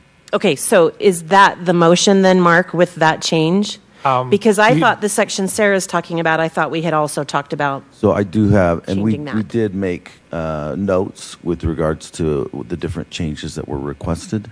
Okay. Do you have the language for I- section 13, I guess? Yeah. So Amber, I was the one that was trying to edit this, and with the insertion of a comma after the word material, it reads, restricted means the determination to keep but restrict access in a school setting to the challenged material, comma, accessible only by permission of a parent guardian. That's the way it's supposed to read. I still think it's confusing. I think it needs to say restricted means the determination to keep but restrict, comma, access in a school setting to the challenged material, period, that it would be something like that. It would be accessible only. Like the way it's written, it's confusing, and that's why I was looking for. I swear we came up with wording in study session. Yeah. So I can read Okay. I can read. So my that's my note if question: you is want. does the motion include So- that change? I can accept a friendly amendment on Okay. that, yeah. I just want it to be more clear that if we do put a book in a restricted section, that parental permission is required for that section, but I feel like the way it is now, it's a little bit Could you read that for hard us? to understand. Sure. So this is the note that I have from that discussion. It says, restricted means the determination to keep, but restrict access in a school setting only accessible by permission of a parent guardian. To the challenge material. That's what Julie said. She said. Do you want me to read again? Apparently, this is like when you look at a word too many times and now you're like, is that how that spells that? Is that how that's spelled? Because it still sounds weird to me, but I will accept that I will give that friendly amendment and move on and So hope it's clear to other people what our So let's see, I goal there accept is. that friendly amendment. Are you okay with that on the second? Okay. Okay, so what I've heard was striking the words "to the challenged material," and then the rest of the sentence reads, "only accessible by permission of a parent guardian," correct? In a school setting, only accessible. Sorry. To be only. Okay. Does that work?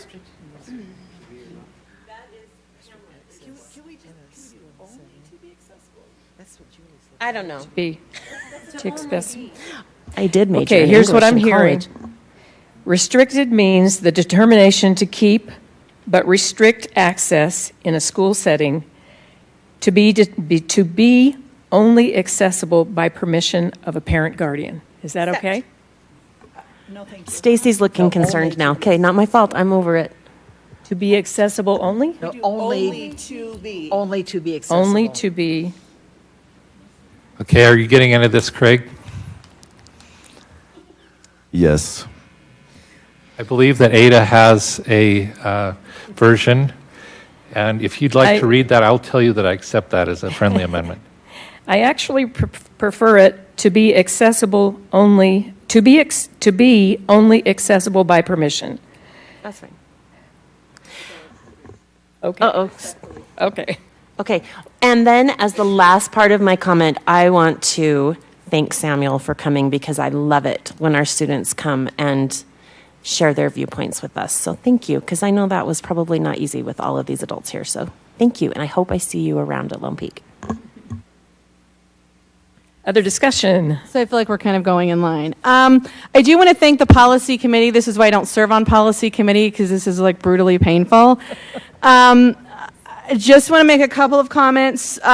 First, I articulated this in study session. I don't like 3.4.2. I feel that potentially that classroom displays, I'm concerned about how this could be weaponized against marginalized communities. So I understand that that is procedure piece, but I also feel that I need to say that I don't agree with that. I also am concerned a bit about some of the hyperbolic language that is surrounding the policy. I will say one of the things that I'm concerned about specifically in the state definition is that there's a significant piece missing when it defines pornographic materials, that part of defining pornography is that it's intended to cause sexual excitement. That's the whole purpose of it. And if we have a book that's 400 pages long that has 6 paragraphs, I don't think that qualifies as pornography. I did some research today, speaking with the librarians in my secondary schools, contacted one of my schools that has over 2,700 students. There have been 0 book challenges. 0 parents have chosen to opt their child out of restricted access. Another school that I have serves over 1,400 students. There have been 0 book challenges. 0 parents have opted their child out of a restricted section. Another school that I represent has over 1,500 students. There have been 0 book challenges and no parents have opted their child out of restricted access.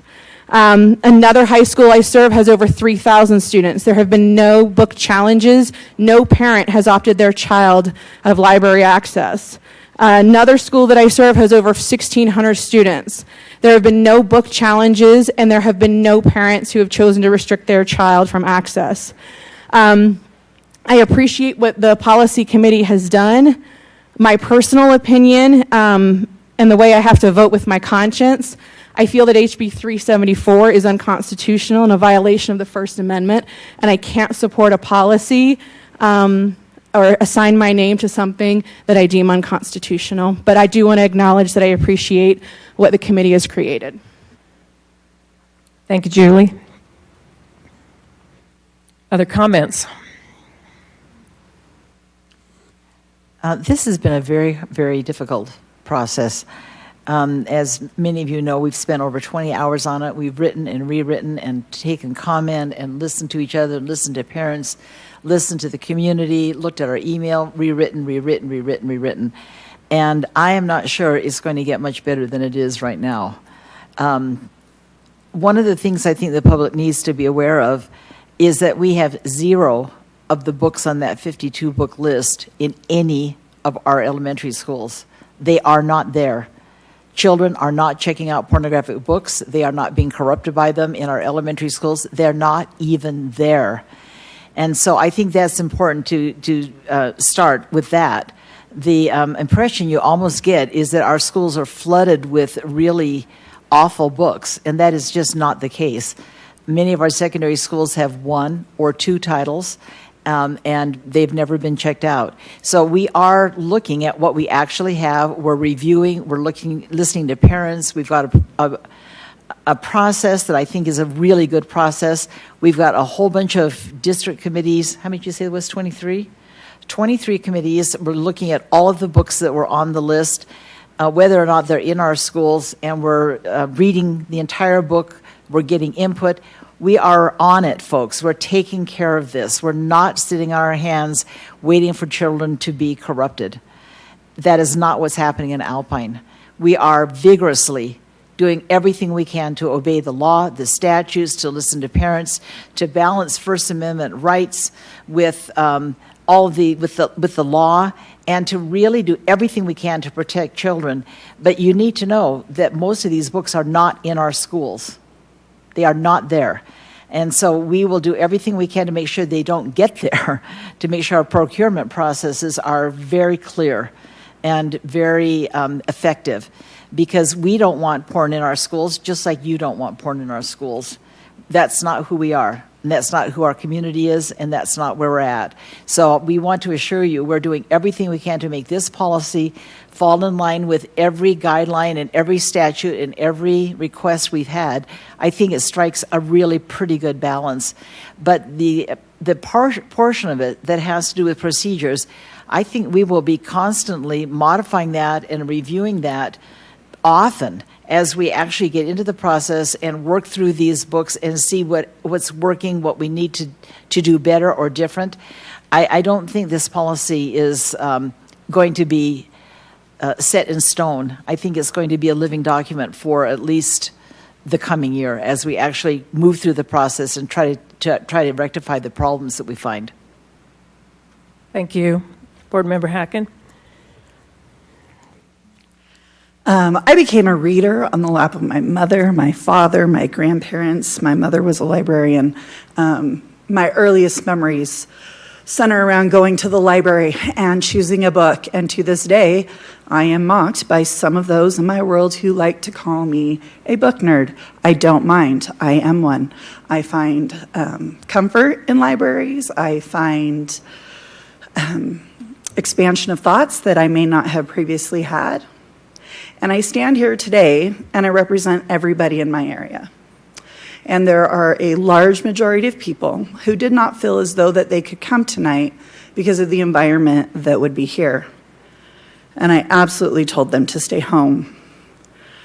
I think this speaks to a larger problem in our society, that we cannot have conversations, civil conversations, and get to a place where we can come up with things that are good for kids and support our teachers. One of my English teachers in one of my secondary schools, one of the books that they do, out of 600 students in the course of her career on one particular book, there have been 10 requests for an alternative assignment. Of all the secondary teachers I know, there is always an alternative assignment offered. There is never any exclusionary activities or behavior happening. And I absolutely support parental right to decide what is right for each individual child. What I will not do is tell another parent what their child can or cannot read. In our home, we have a wide diversity of thoughts and opinions. My children don't often believe the things that I believe.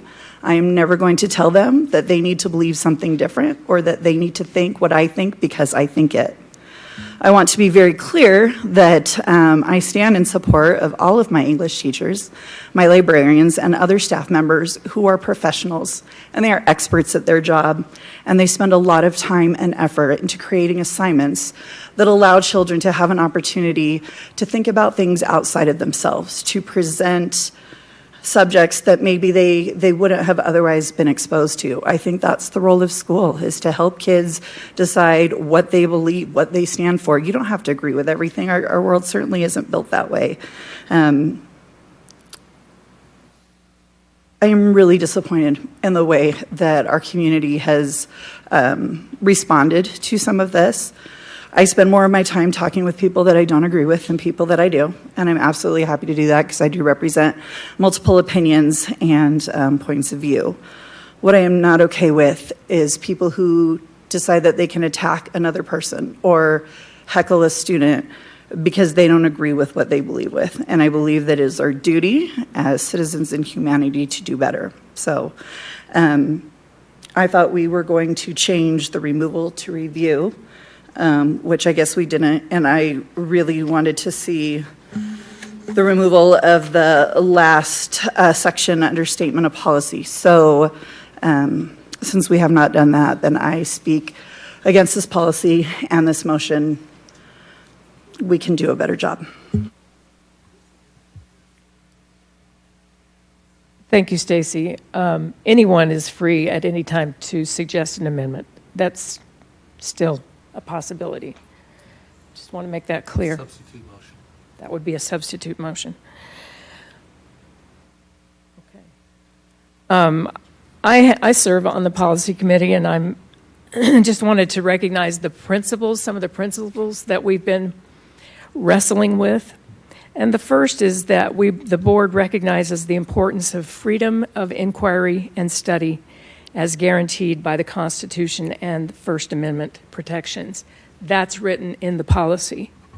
Also written is in the policy is the board asserts that school libraries are different from public libraries in that they are not open to the public. They primarily serve the school students who are minors, and they are part of the instructional resources of the school. So that's another principle that we had to remember, that these libraries are different from public libraries. We're talking about a library for children.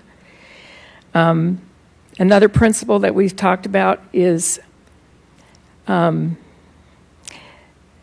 we specify the process of identifying materials to be included for use in our schools and libraries based on principles of freedom of expression and belief, high standards of content, age appropriateness, and adherence to state and federal law. And I think other board members have expressed that very, very well. I do want to show the public, we have the policy, and in the procedures is a link, and I really appreciate our team who created this. It's really a how-to for our review committee. It's called the Materials Review Committee Protocol, and it outlines how to do this review, and I appreciate all those that have had an input. And I do want to point out that the bright line is there in the protocol. So we are adhering to state law, and this is for our parents to see that this is what the law is. I want to personally say that I hold dear the freedoms that we enjoy here in our free land, and I think the closer these decisions are made to the local level, the more they reflect the local values, and I think that is where these decisions need to be made. And we have made every effort in these 23 committees to locate the challenge where the book was found, so that this can reflect the values of the local community. I think in this law that we are putting into effect, our state legislature has essentially said that they are our review committee. It concerns me when a state legislature can say this and this and this constitute a bright line and there is no redeeming value. Because I know that bright lines can move up and they can move down. And that concerns me greatly when we talk about our American freedoms. A bright line can move up or down. So I think we're doing the right thing in encasing this in a process that involves parents at the local level, and I support this policy.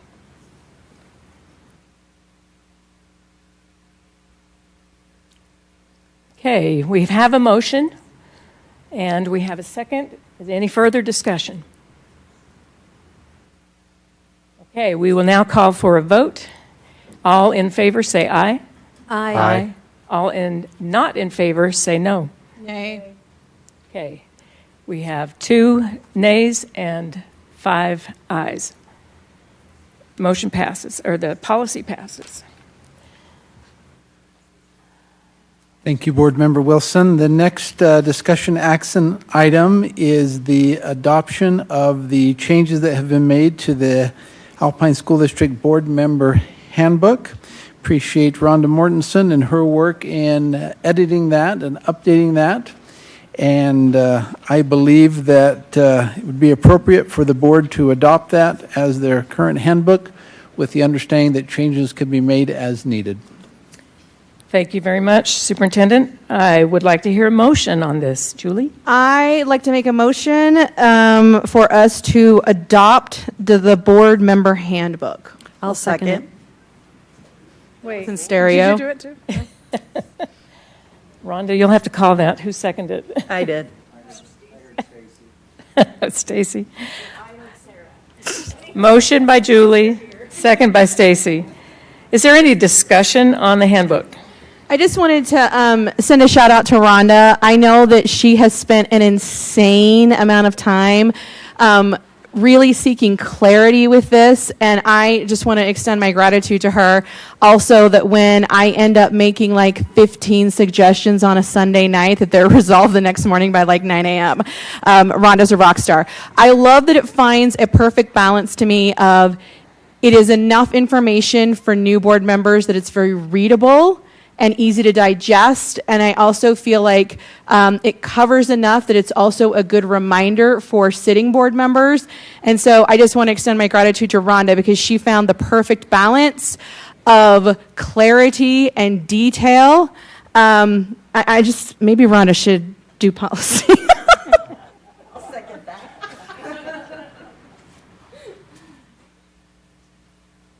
Thank you, Julie. Other discussion?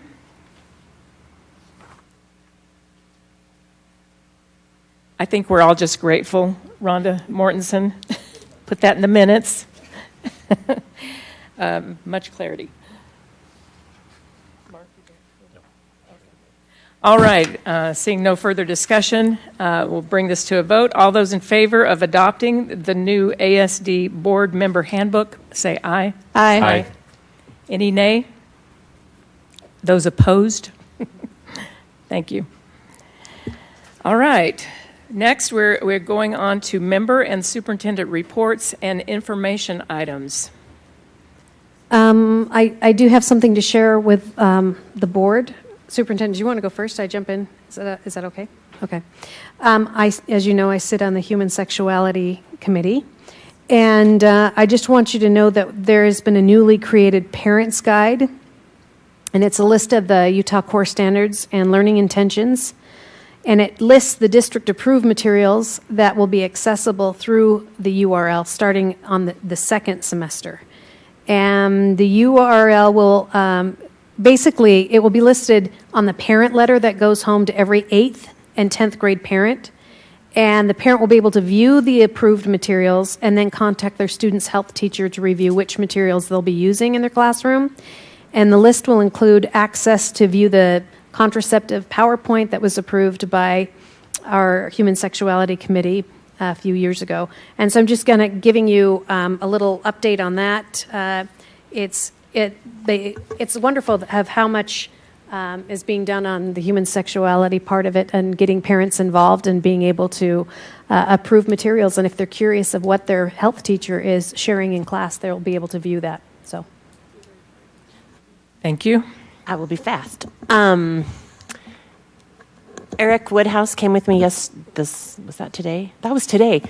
This morning to meet with Highland and Alpine cities about some transportation needs there. And I just wanted to say thank you to both of those cities for being great partners with us, that I appreciated getting to hear their concerns, and we were able to talk about safe walking routes a little bit and how we can improve those for our schools. So I appreciated that. That's it. I just wanted to give a quick report. MTech and our CTE connection, we held a Get the Scoop night at MTech where it was fantastic to see so much of the community excited about our CTE program and our partnership with MTech. It was fantastic. It was awesome to see so many of our students I actually went through the culinary arts section and I saw students from Westlake and Cedar Valley. Also was able to talk to our CTE leaders at Westlake, Cedar Valley, and Pleasant Grove. And it was just fantastic interacting with our students, seeing what they had done. And I was talking with a parent a few days afterwards because the student, I said, oh, there's a whole thing about welding.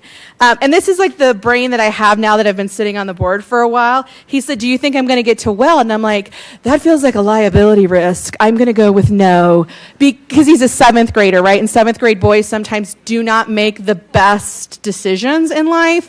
But one of the things that I was so excited about was his mom sent me a photo later, and she's like, he got to weld. And it was this awesome photo of this student who was so excited. I was a little bit panicked about him holding that very fiery torch. But I had another interaction with a parent just 2 days ago who had an identical experience. A student who was not necessarily excited to come and then found something that he really gravitated to. And so I just want to give a huge shout out to Michelle Price, to all of our CTE coordinators, to all of our CTE instructors. Career and technical education is so valuable for so many of our students and opens up so many opportunities for them to experience new things and job opportunities. And I'm incredibly grateful for the wonderful relationship we have with President Christensen and the MTech community and our K-16 Alliance. It is one of the things that I don't think we talk about enough that I think makes Utah County in particular a stellar dynamic. The way that we have ownership for every student, kindergarten through their secondary education, and that we own it and work together as a team. It is something that I don't know that maybe most people understand or appreciate, that we have people in all of these different places and spaces who are dedicated to the success of our students. And we're seeing the results of that in our classrooms, and I'm incredibly grateful for the opportunity to witness that. Can I just say real quick that I also got to go to that because my daughter's teacher told them they could have extra credit if they went. So, of course, she was very anxious to go. And it was amazing. It really was amazing. We did not make it out of the cosmetology section, but I think we saw you there. But my daughter got hair tinsel and got her nails done, and they're still hanging on, so she's very excited. But I would like to request that MTech please put in a parking garage before the next time, because the parking was a nightmare. It was so busy. But it was awesome. We saw a ton of kids that we knew there, and they were all having a wonderful time. Since MTech's capital dollars come from the state legislature, I will see if we can add to that to the USHE list. Okay, so I've got a couple of thank yous, a shout out, and then maybe a plea to the public. So one of my favorite things that we have is advanced teaching as a profession. And it's where our students get to be with some truly master teachers and to consider if this is a potential career for them. And given the climate in our world today, I really personally want to hug and high five any student who is considering joining this career, because we need dynamic and amazing people. And so I just want to publicly say thank you to Mrs. MacArthur at Skyridge for giving these kids an opportunity now to consider that this is what they might want to do. Teaching was not on my list of things to do until a professor said to me, hey, maybe you should try this out. And I was like, no way. And then that is essentially what I did. So having a teacher who kids respect and are connected to say, I really think you might be good at this, is sometimes all kids need to consider that. And so I love they did an interactive bulletin board lesson. It was very cool. I will share pictures with everybody, but I'm just grateful that that opportunity exists before our kids even leave high school to be able to experience that. Also, Viewpoint and Skyridge are doing this fabulous thing that I thought was everybody. Turns out it's only them, where if your child misses a class, you get a caller immediately during that period. And if your child misses second period, you get a caller in second period. And if your child misses third period, you get a caller in third period. You see where I'm going? You could get 4 phone calls in one day. So I'm getting all these phone calls from parents saying, this is amazing. What is going on? It has allowed parents to maybe sometimes we kind of just cancel that call when it comes through because could be a variety of things. And so I just want to say thank you to those administrative and leadership teams for, I think attendance is one thing that we all feel very strongly about. There are a number of reasons why children choose not to come to school. And so I think enabling parents to have a very accurate, as it comes, why were you not in these places? With my own child, I may have asked, why are you not at school? To which he sent me a photograph from his class, I am here. Well, then you must have been tardy. And so it is teaching some of our students who maybe take the long way to class that perhaps they ought to be there before the bell rings. So thank you to those administrative teams and leadership teams for putting that in place. It's been very helpful to our community. And lastly, we have seen over the last couple of years in my community, my neighborhood, my city, I'll say my city, a desire to maybe do things the right way. And maybe it was the extremes of COVID. We started with this just absolute adoration of teachers, and then it was everybody just has to go back. And so it was just across the spectrum. And so we had a lot of conversations about what the right way is to do things. And I know sometimes people think if they just call the superintendent that it might fix things, but the reality is there are probably other people who are expert level on those particular subjects. And so I just want to say thank you to my people for when they have a concern or a question that they're reaching out to teachers first. And shout out to the teachers for taking the time to help parents understand different things. And this is not maybe the way I saw it even 6 or 7 years ago. And so way to go, Lehigh. Thank you for respecting that our teachers are professionals and maybe setting an appointment to meet, to having a discussion. That is really an awesome way to do it. And all of my principals are fabulous and always welcoming to parents who want to come in and have a discussion and a concern. And so I very much appreciate people who are willing to kind of set that time versus maybe just word vomiting, very passionate responses. So I love the way that our city is going. I hope that we'll continue to dialogue in productive manners, and I love us. Yeah, I have a quick shout out for David Stevenson and Karen Ashman. In our communications committee meeting about a week ago, the idea came up of doing an app for the school community councils, and it's up, it's online. I downloaded it yesterday, and I could not believe how quickly they did that, and they felt like that would be really helpful, and it has a lot of good information for community councils. It's got deadlines and rules and just everything you'd ever want to know. So shout out to them for putting that together. It looks great, and it was so quickly done and so useful. So thank you.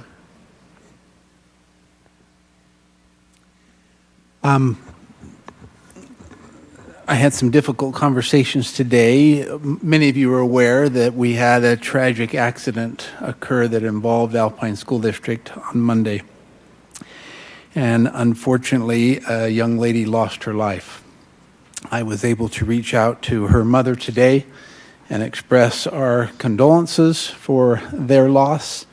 Our prayers go out to Ashley Scott, their family. They lost a daughter and a sister in that accident, and that will take a long time to heal and recover. She was grateful for the phone call and is processing through that. I also reached out to Caden's mother, Lorraine. He was the driver of the vehicle. He's still in critical condition, and I would ask for your prayers on his behalf and his recovery. They're concerned about him and whether or not he will recover and what possible damage to his brain will occur as a result of that. I do have permission from both of them to publicly acknowledge that.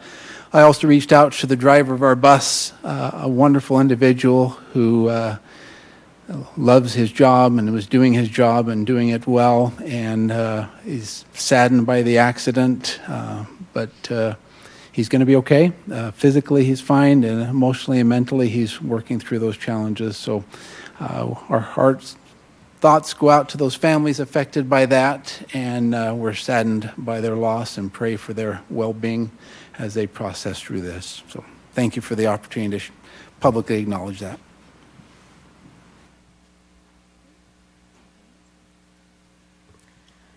Okay, thank you. We do have a need for a closed session to discuss matters of personnel, property litigation, or collective bargaining. Do I have a motion to adjourn to closed session? I move that we adjourn to closed session. Okay, we'll have roll call. Sarah? Aye. Amber? Aye. Julie? Aye. Ada? Aye. Aye. Aye. We'll adjourn to closed session. Thank you.